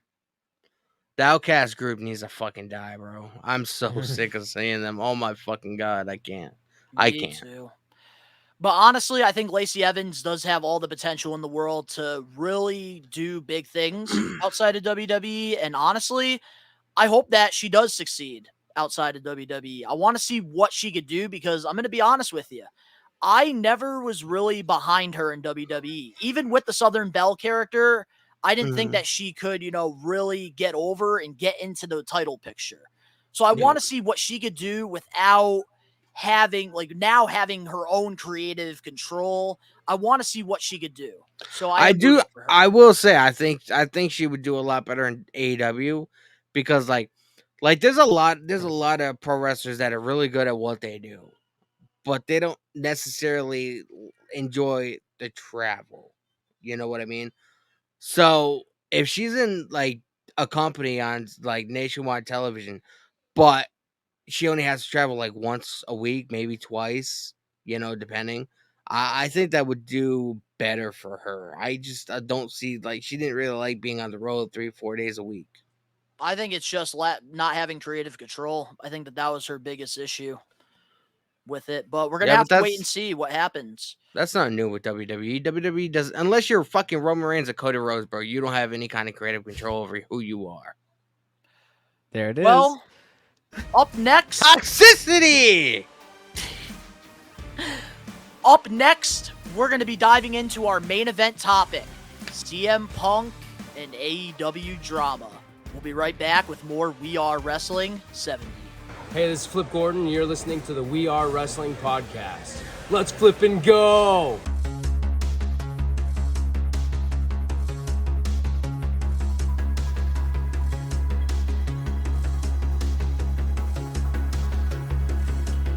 No! How is Nickelodeon Guts number 5? Wow!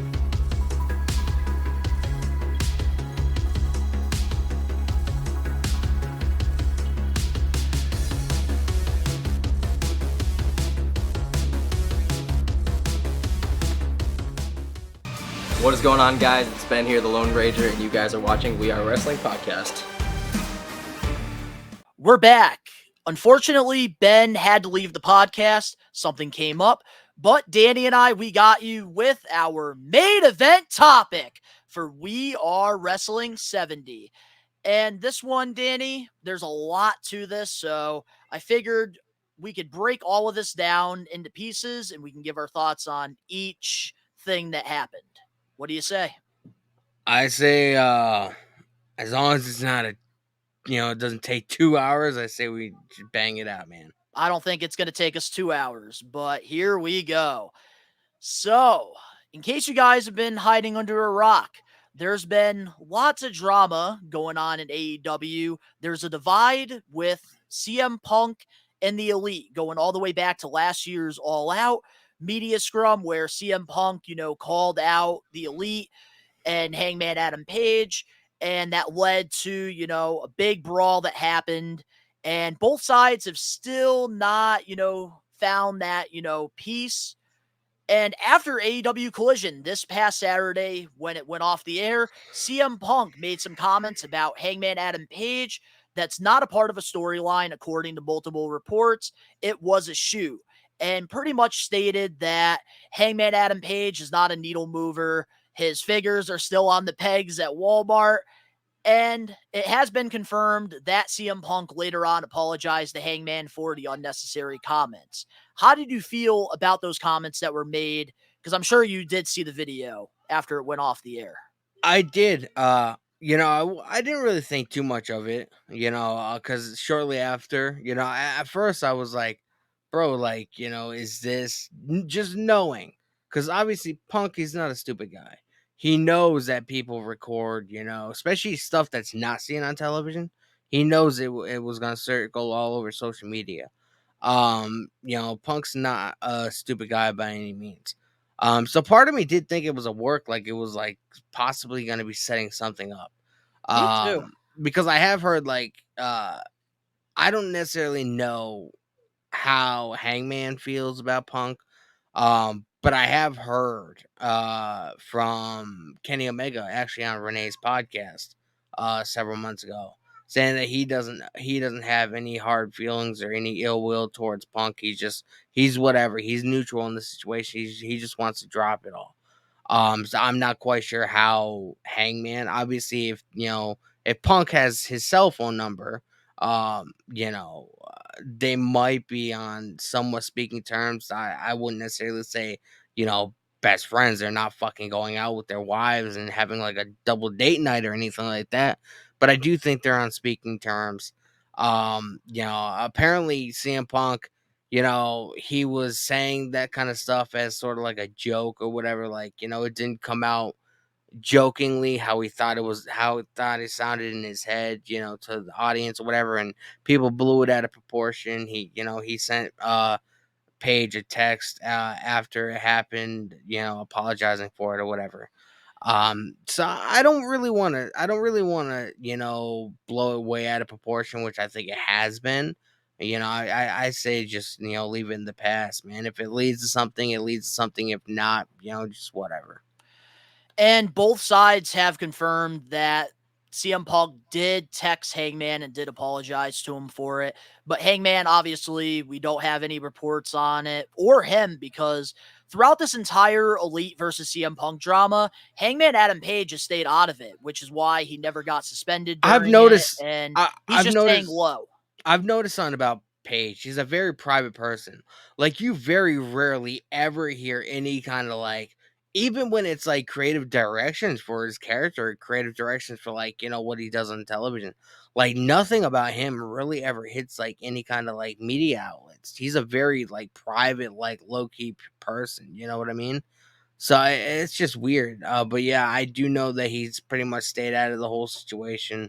Like I said, I feel like a lot of people are blowing it way out of proportion. If Punk, has as much contact with Paige to, actually legitimately send him a fucking text and has his phone number.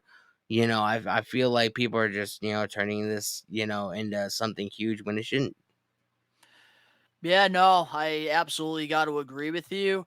And I think if there's anybody in this whole, drama that has been the most professional, it's got to be Hangman Adam Page, because he hasn't came out, called out Punk, despite CM Punk going on Collision, taking some shots at him, despite the whole, all out media scrum thing that happened.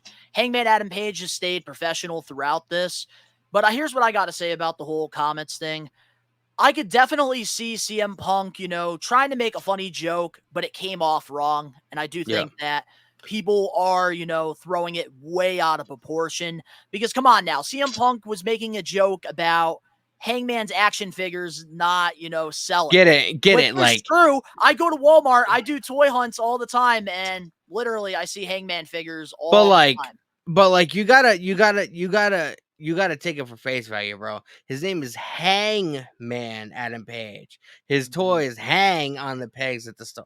Like, you have to put it's just two the and two way together. CM You know Punk what I mean? said it. It didn't come off that way, and I think Bro, CM Punk realized he fucked up. That's happened to me numerous times. Like, I'll be thinking about a joke in my head or whatever, or something funny at the time, and just thinking about it, I'll break out laughing. And then when I actually go to say it how I think it's gonna sound, in my head, it never ends up conveying, or people don't necessarily find it funny. So I have been in a similar situation like this. But and just that's going the thing I do want to add about that, though, too. Hangman Adam Page, he talked about his toys hanging in the aisle. You got to put two and two together, man. The thing I do got to add, too, speaking of that as well, that's why, for me, I like talking to people about my issues rather than texting. Because I feel like texting, people can take it a certain way. And I feel like, when you communicate, when you talk about the issues, you're able to, see where the person's coming from, and the way the tone is, the way you're expressing it. And I think the way CM Punk expressed it, I think he realized he was in the wrong for that. Yeah. So hopefully, this thing, we can just lay it to rest. But now, getting into the Ryan Nemeth CM Punk drama going on. According to Fightful, Ryan Nemeth, Dolph Ziggler's brother, who, has done a lot of work for Ring of Honor lately and did stuff for AEW Dark at the time, was flown in for AEW Collision. When he got there, he was told that he wasn't needed and was booked a flight back home. Fightful added that Nemeth, who appeared regularly on the Elite's YouTube channel, was confronted by CM Punk just after Punk's return at the first Collision. Punk's issues with Nemeth was a tweet by Nemeth that said, "Literally the softest man alive." That was sent after Punk's return promo, where he referred to counterfeit bucks. It was added by Fightful that Nemeth explained himself and there was no physicality with Punk. But PW Torch reports added that at the June 21st Dynamite episode that Punk had appeared shortly after his return, the show that the Bucks weren't at because it was taking place in Chicago, Punk confronted Nemeth in the locker room. Sources told the media outlet that Punk cornered Nemeth in the locker room, got inches from his face, and angrily and aggressively asked if they had a problem or if they need to settle things outside. How do you feel about this news coming out between Nemeth and Punk? Again, man, it's another one of those stories to where I feel like it's blown way out of proportion. You know what I mean? Matt Hardy has stated it numerous times. He's even before Punk came in the picture. There's been numerous times to where he flew to the city that Dynamite was in, just to find out that he wasn't necessarily needed on the show. So DK booked him a flight back home, whatever. So it's very commonplace in AEW to show up just to find out that you're not necessarily needed, so you go back home. I don't necessarily know or think that Punk had a lot to do with that, because there's a lot of people on Collision that have good relationships with the Bucks and Omega and just the Elite in general. So I think this is just a huge misunderstanding. They talked, they shook hands. Ryan Nemeth explained to Punk where he was coming from, being Punk being this massive superstar in AEW, everybody's talking about him. What's a good way to get traction on your career and gain heat from the audience? By sending out a tweet or whatever. Maybe it would have been a good idea to find a way to contact Punk and be like, hey man, I know you're gonna be, coming back tonight, and that's awesome. I'm gonna send this tweet out or whatever. Just know you're like, it's gonna be a work. I'm gonna try and gain heat from the audience, with what you say. So that might have been a smart thing to do. But it's not necessarily, an uncommon thing to show up to Dynamite or show up to Collision or whatever just to get told you're not needed. So Well, that's something again, too that I do want to add to what you were saying there. It does happen in WWE as well. When they don't need somebody, they do send them home. It happens in Impact Wrestling. It happens every wrestling promotion. So it's not just an AEW problem, as you were saying. So I just think people are, again, man, like a lot of these things, now that I'm thinking about it, like a lot of it's just either a misunderstanding or, I think people have gotten so used to this whole CM Punk versus Elite drama that they're just stirring up all kinds of shit in their head and making all kinds of things up and blowing things way out of proportion, more so than they need to be. So I think, just let the cards, play how they may. And, this is a huge misunderstanding, man. So here's, what I got to say about this drama here, because out of everything that we're talking about with this whole CM Punk versus Elite drama, this is the one that really stands out to me that I want to talk about, because Ryan Nemeth, I am a pretty big fan of his work. I really enjoy his work. I think he has a lot of potential to be a solid mid-card guy, but he's not really being used properly.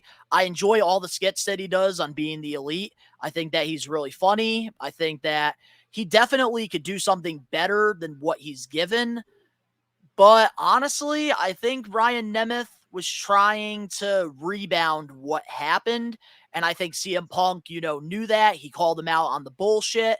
Mm-hmm. Because let's be real, Ryan Nemeth is friends with the Elite, and he's probably sick of the whole CM Punk versus Elite drama. And, CM Punk went on Collision, took shots at the Young Bucks yet again, and Ryan Nemeth probably had enough of it. So he It could have made that been comment, softest man alive. It very well could have been. But then I'm looking at it from Ryan Because you have to Nemeth. look at it from a friend side of things. Because Ryan Nemeth is friends with the Bucks. They've given this man an opportunity to show what he could do, because on AEW TV, they haven't given Ryan Nemeth the opportunity to do anything. So they're on their weekly show being the Elite. So Ryan Nemeth obviously is going to stick up for the Young Bucks in this situation. Yeah, but so Ryan CM Punk took shots at him despite them, separating them on opposite shows. And I think that Ryan Nemeth didn't like what CM Punk said. And that's why he said what he said. Very good observation. And that might very well be true. And this is coming from a Ryan Nemeth fan, by the way. But too. you gotta also look at it from the fact that AEW hasn't really put much behind him since he came in the company. And he came in the company before Punk did. He wasn't really been used. He was used on Dark and Dark Elevation, maybe. He does a lot of work for Ring of Honor. We never see him on like any of the main shows. Maybe Rampage. I don't watch Rampage or whatever. So what a better way than to gain some kind of traction, some kind of, audience, affirmation, trying to get, some reaction from the audience if you're not being used, than to take shots at one of your top guys. That's a very common thing to do as well.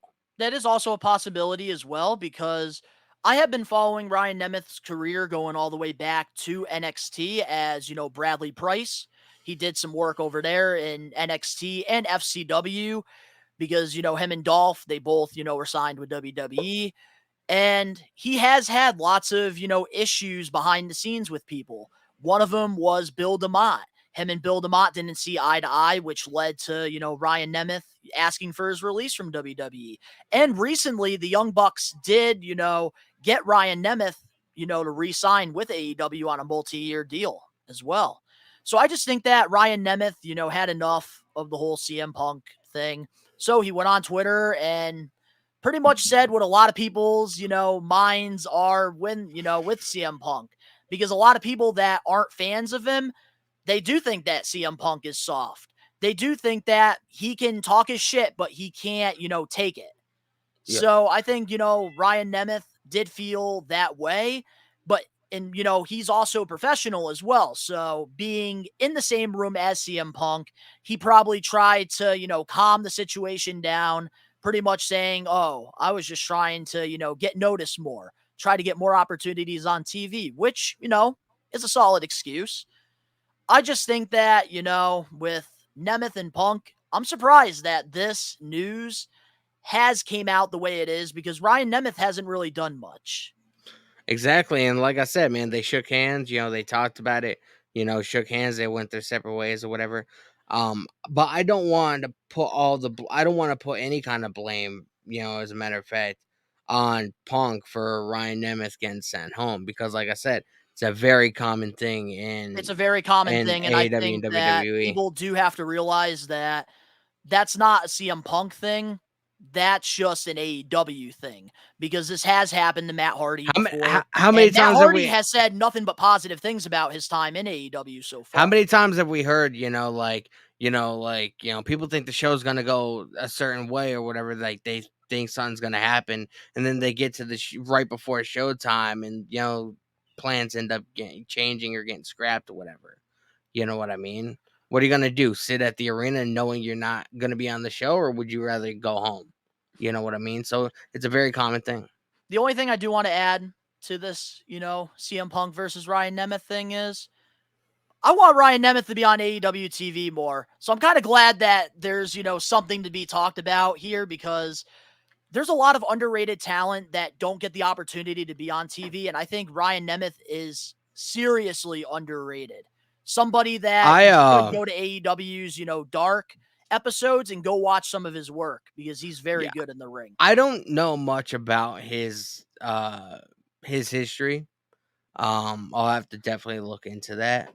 But I will say he has impressed me from the very few times that I've seen him. But again, he's an average guy. Like there's really not much you can do with him. You could tell, he's not really necessarily he's never going to be AEW champion. He's never going to be WWE champion. You know what I mean? I don't even necessarily know if he'd ever, if he'd do anything with the TNT title.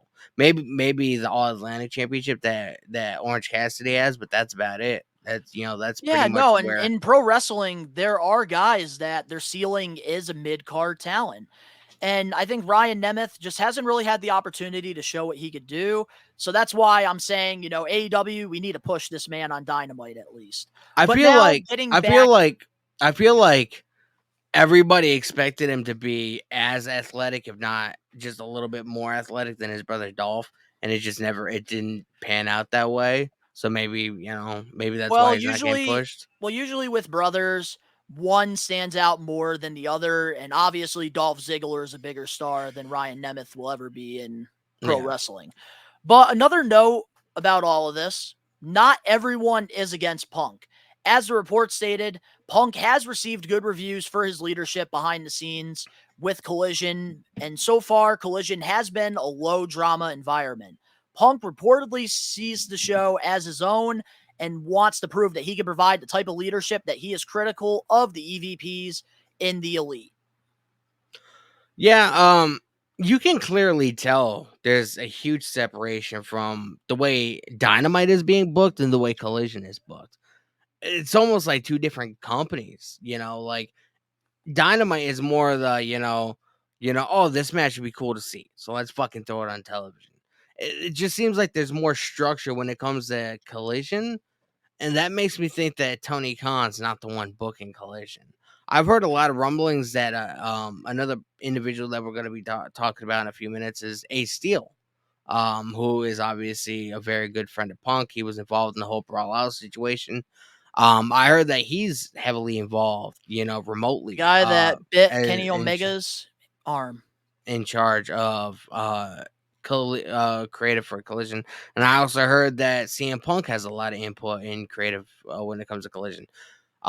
There's just a lot of things that are different from the two that make me almost for sure know TK is not booking Collision, bro.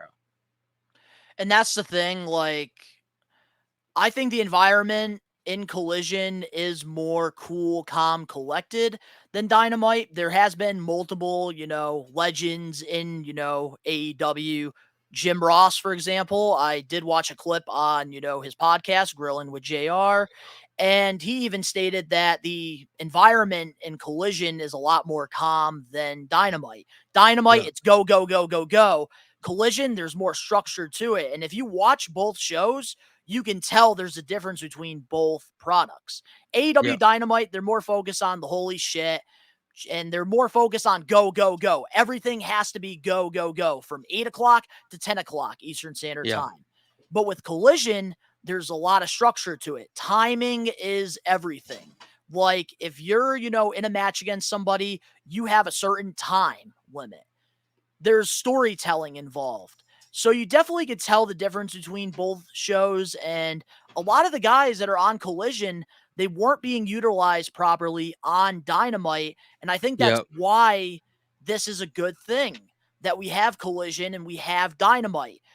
You're separating CM Punk and the Elite, who have issues, and you have, both sides putting out two different shows, which having that identity for, an opposite show is very important in pro wrestling. That's why, SmackDown versus Raw was a thing during Ruthless Aggression.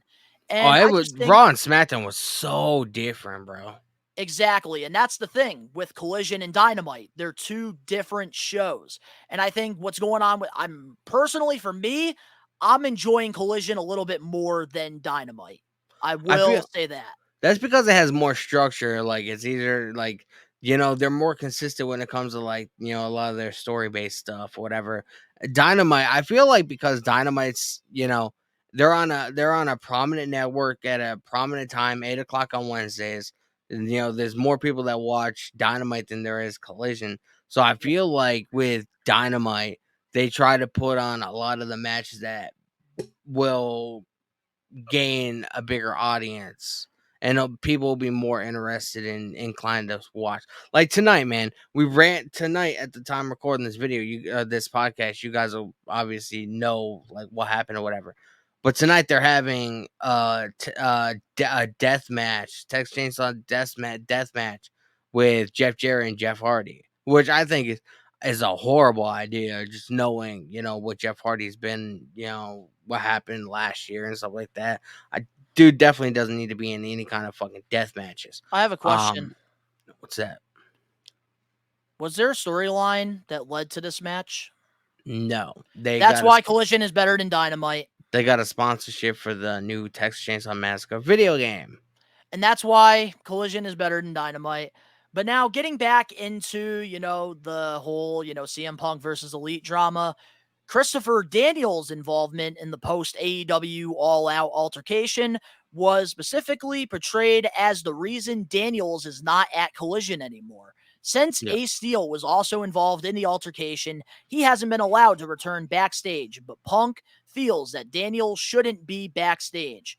Matt Hardy, who's friends with the Elite, is also not allowed to come to the Collision tapings.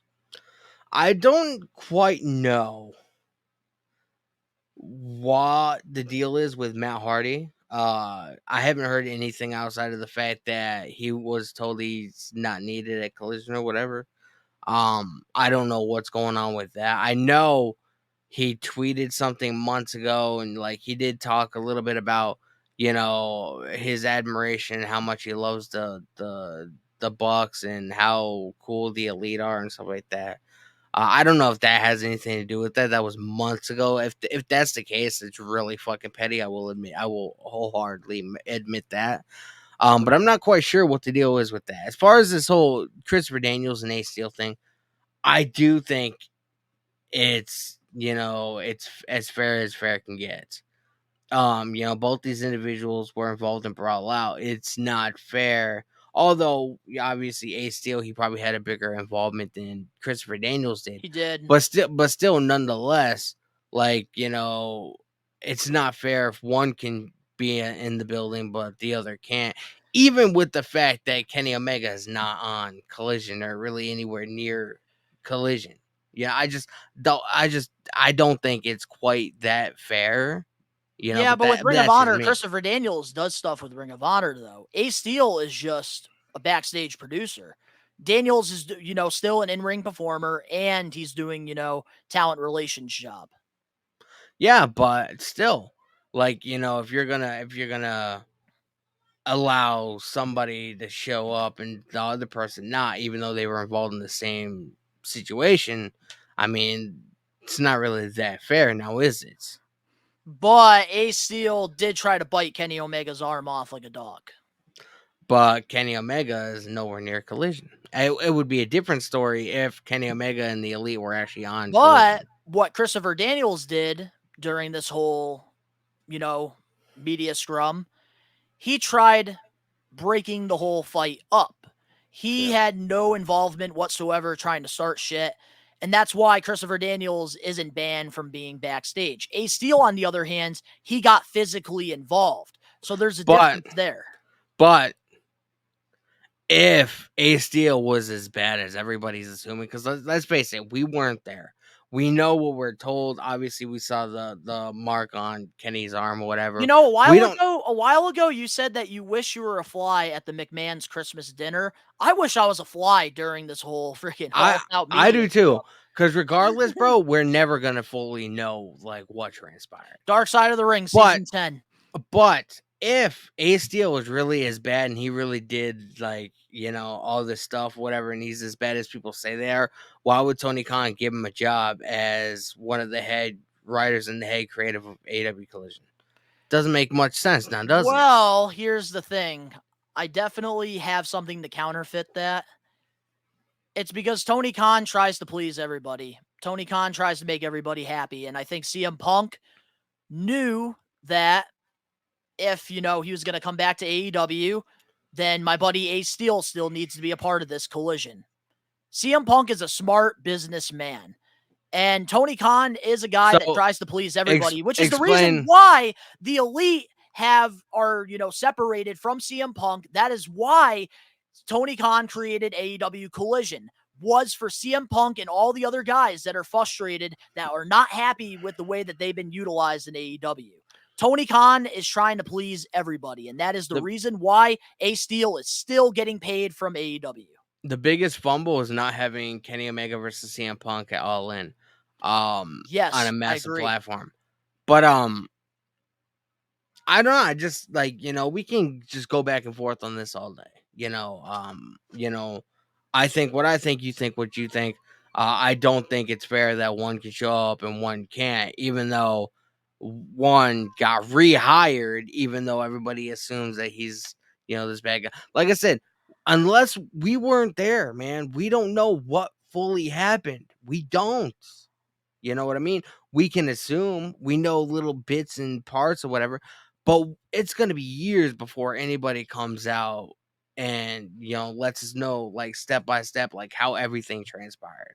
Hey, but our job as, wrestling podcasters, we have to cover the stuff that, these media news outlets are giving us. And this is all the information that they're giving us, and we just have to give our thoughts on it. And honestly, I think that, I get where you're coming from, because, of course, if one person can't do something, then the other shouldn't be able to do something. I totally get it, but it does feel very petty. How an easy Tony solution? Khan is just trying to make everybody happy. And an easy going to cause bigger issues in the future. An easy solution for this: have AEW Rampage live on Fridays. And you can have the Ring of Honor tapings there. That way, there's Ring of Honor talent, which is obviously involves Christopher Daniels. There's something I want to add to that. Go for it. Ring of Honor. I'm gonna tell you this right now, just because I was at AEW Collision. If you guys have not checked out that vlog on the We Are Wrestling YouTube channel, I recommend you guys go do that. But man, Ring of Honor shows, they should not be happening at Collision or Dynamite. They should be, back at Universal Studios where AEW Dark was taking place. I think that Ring of Honor, man, I hate to say this. I really hate to say this, because this does, Ring of Honor is giving guys opportunities. But It's not the same as it it's was. never going to be the same like it was, and it's so sad. It I really feel is like sad. it's on Tony AW. Khan, it's Tony Khan's fault. This man Yeah. is taking on way too many responsibilities. I think what Tony Khan should do, because of course it's his money, he should be able to do what he wants, but I think that Tony Khan should only be writing for AEW Dynamite. That's it. Find somebody to do Ring of Honor and let CM Punk continue to do what he's doing on Collision. Exactly. And like I said, like I feel like the reason why he has the Ring of Honor tapings on Collision is because obviously, like you've been to Collision, you know how much the ticket prices are. Tony Khan seems like the kind of person that he wants to make sure what he's charging for the tickets, everybody gets exactly the kind of event or whatever that money costs. You know what I mean? Because it's not cheap, inflation, everything. Like ticket prices are a lot higher now than they were, just even 4 years ago, 5 years ago. So TK just seems like, again, we talked about it earlier. He seems like he wants to please everybody. He's a people pleaser. That's including the audience. With he wants to make sure everybody has a good time. They get what they paid for, and that includes a lot more wrestling, including Ring of Honor, that maybe people may not be interested, but they have that option to sit and watch even more than just 2 hours. And that's the problem. Being a people pleaser in this business is only going to get you so far. All I will say is if this shit broke out in WWE, whoever started it, it would end really fast with a lot of people losing their fucking jobs. The last thing we do need to cover with this CM Punk drama is that Fightful report an argument took place between CM Punk and Jack Perry before the debut episode of Collision. Punk took an issue with Perry. One of his plans, during performing during an early episode of Collision, which took place on AEW's Canada tour. Apparently, Jack wanted to use real glass in a backstage segment, and Punk pushed back against the idea as a safety hazard. Punk believes Perry was doing this to get hurt and get out of coming into work next week. Tony Schiavone and others reportedly agreed with Punk. This exchange led to an argument between Punk and Perry. Afterwards, AEW ensured that no performer used real glass without receiving permission from the office beforehand.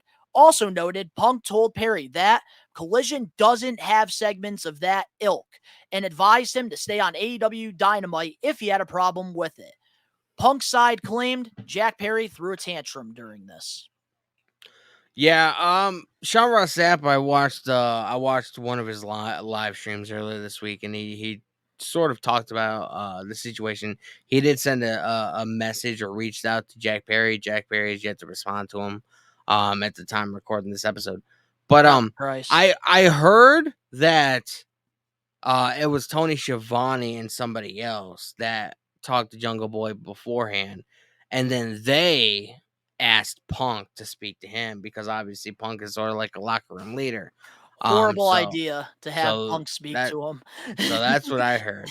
I will say, man, like, Punk did the right thing. No pro wrestler should be getting put through real fucking glass, bro. Like, just like knowing how dangerous that is. Like, one wrong move, bro. Like, you can, an artery can get severed. Like, so many things could go fucking horribly wrong with that. You know what I mean? I don't know what the hell was wrong with Jack Perry to where he thought that was going to be a good idea. Well, one thing that, I do want to add to this, Jack Perry has had some issues with veteran like minds in the pro wrestling business. There's, some people suggesting certain things to him. I think Billy Gunn was one of them. And didn't Jake the Snake Roberts come out and say something too, or along those lines? There's been multiple legends that have come out and said things where, Jack Perry has told them, I'm going to do my own thing. I don't really need your advice.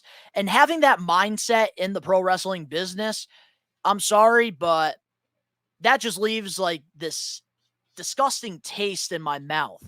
Because these guys, these girls, they paved the way for you to have this job. If it wasn't for guys like Billy Gunn and Jake the Snake Roberts traveling all those miles, taking those bumps all these years, you wouldn't be in the position that you're in right now. And remind you, they did it for less money because at the time, the business wasn't making the money that it's making now. Wrestling right now is more profitable than it's ever been. And Jack Perry, not listening to, minds like CM Punk or, Tony Schiavone or Billy Gunn or Jake the Snake Roberts. I'm sorry, that leaves a disgusting taste in my mouth. Do not get me wrong. Jack Perry is a great talent. I am a fan of his. I do want to see where this heel turn goes. But man, the things that some of these veterans advice that they can give you could really take off your career. And you could become a future world champion, maybe if you listen to some of the things that they had to say. Because that's the thing in life, when you get advice, there's two ways of taking it. One, you can, sit there and just brush it off, let it go in one ear, out the other, and not really give a shit. Or two, you can look at yourself in the mirror and you can reflect. And Jack Perry doesn't seem to do that. And I feel like if you want to grow as a character, as a human being, as a person, you need to sometimes, sit there and take accountability. And not everything that you have in mind is always going to be good. Like this glass idea was a horrible idea. So he got called out on it. He didn't like what they had to say. He threw a tantrum. That's a poor way of looking at it. I will say, and I, we've been running late, so I don't want to, go overboard on this podcast. We had a lot of great topics and discussions today. But I'll leave it off on this. We were all young once. Did we always, listen to grown-ups whenever, they told us, what to do or what not to do. I'm sure your mom or dad was like, don't jump in the pool like that, or don't, wrestle a horse around on the trampoline. Ended up doing it anyway, right? We backyard wrestled once, and I super kicked you. It was a shoot, and I knocked your tooth out. So there've been a lot of instances like that throughout our lives. It's part of growing up. Jack Perry's still a very young individual.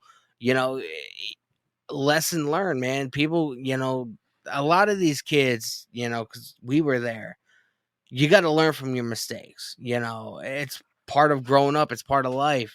You gotta, you do something, you try it, it doesn't work the way you want it. Well, maybe, I won't do that again.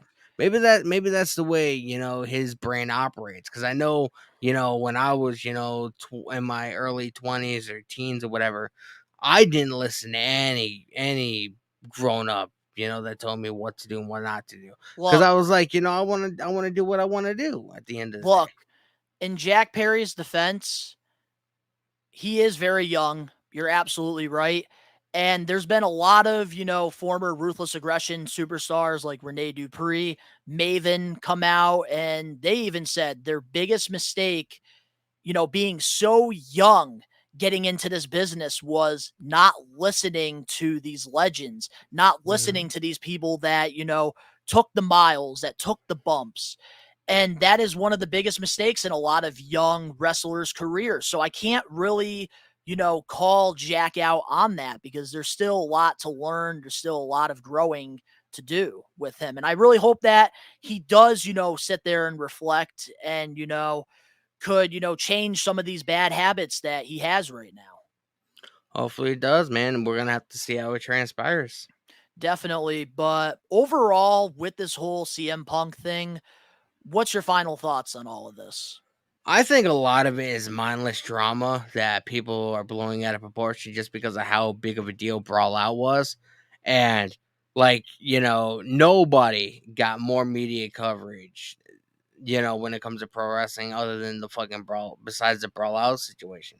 Everybody strived during that time, everybody from Fightful to Wrestling Observer to PW Tours to all these different, platforms or whatever. We are wrestling as well. Everybody blew up because, everybody had little tiny pieces of the puzzle.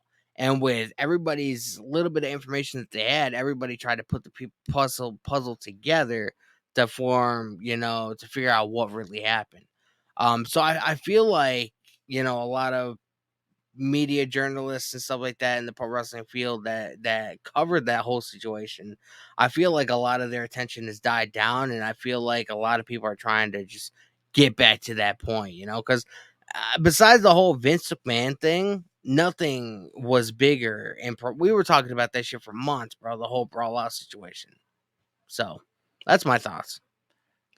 My biggest takeaway out of all of this is everybody tries to make a war with AEW versus WWE, but the real war right now is the Elite versus CM Punk, AEW Dynamite versus AEW Collision, because you have guys on AEW Collision that, weren't being used properly on Dynamite. So they're going on Collision and they're trying to prove that they have what it takes to, make AEW something. And with Collision, they all have like minds, just like AEW Dynamite with the Elite. They have right minds. And there's a war going on. It's not WWE versus AEW. This is AEW versus AEW.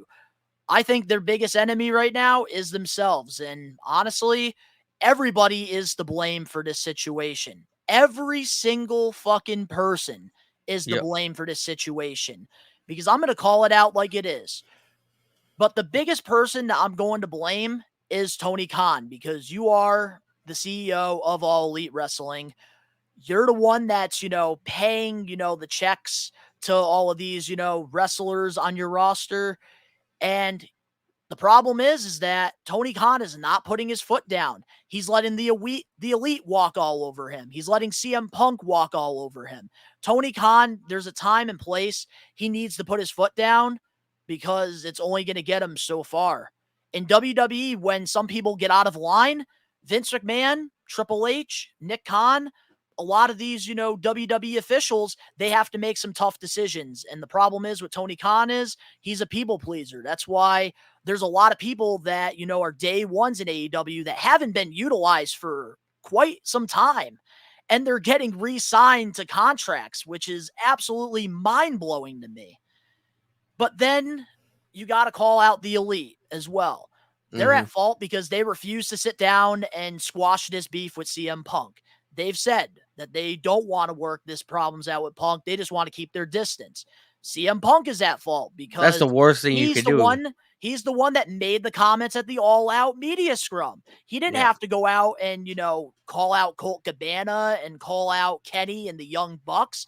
But he did that because he was frustrated. But there's a time and place to do that, and he picked the wrong time. Yep. And with all these other people that have problems with him, there's a war going on. We all know who's on the Elite side. We all know who's on CM Punk's side. And you basically have to pick your poison. Do you enjoy Dynamite more or Collision? Or you could be like me and you can enjoy both. And I still think that AEW still has the chance to still succeed, because I think, this has never happened before in the pro wrestling business, where you have two big main event, guys that draw asses in seats like the Elite and CM Punk, and they don't like each other. So instead of having them, go at it against each other, let's put them on two different brands and let them compete against each other in ratings. Brett and Shawn Michaels didn't like each other back in the 90s, bro. They fucking despise each other.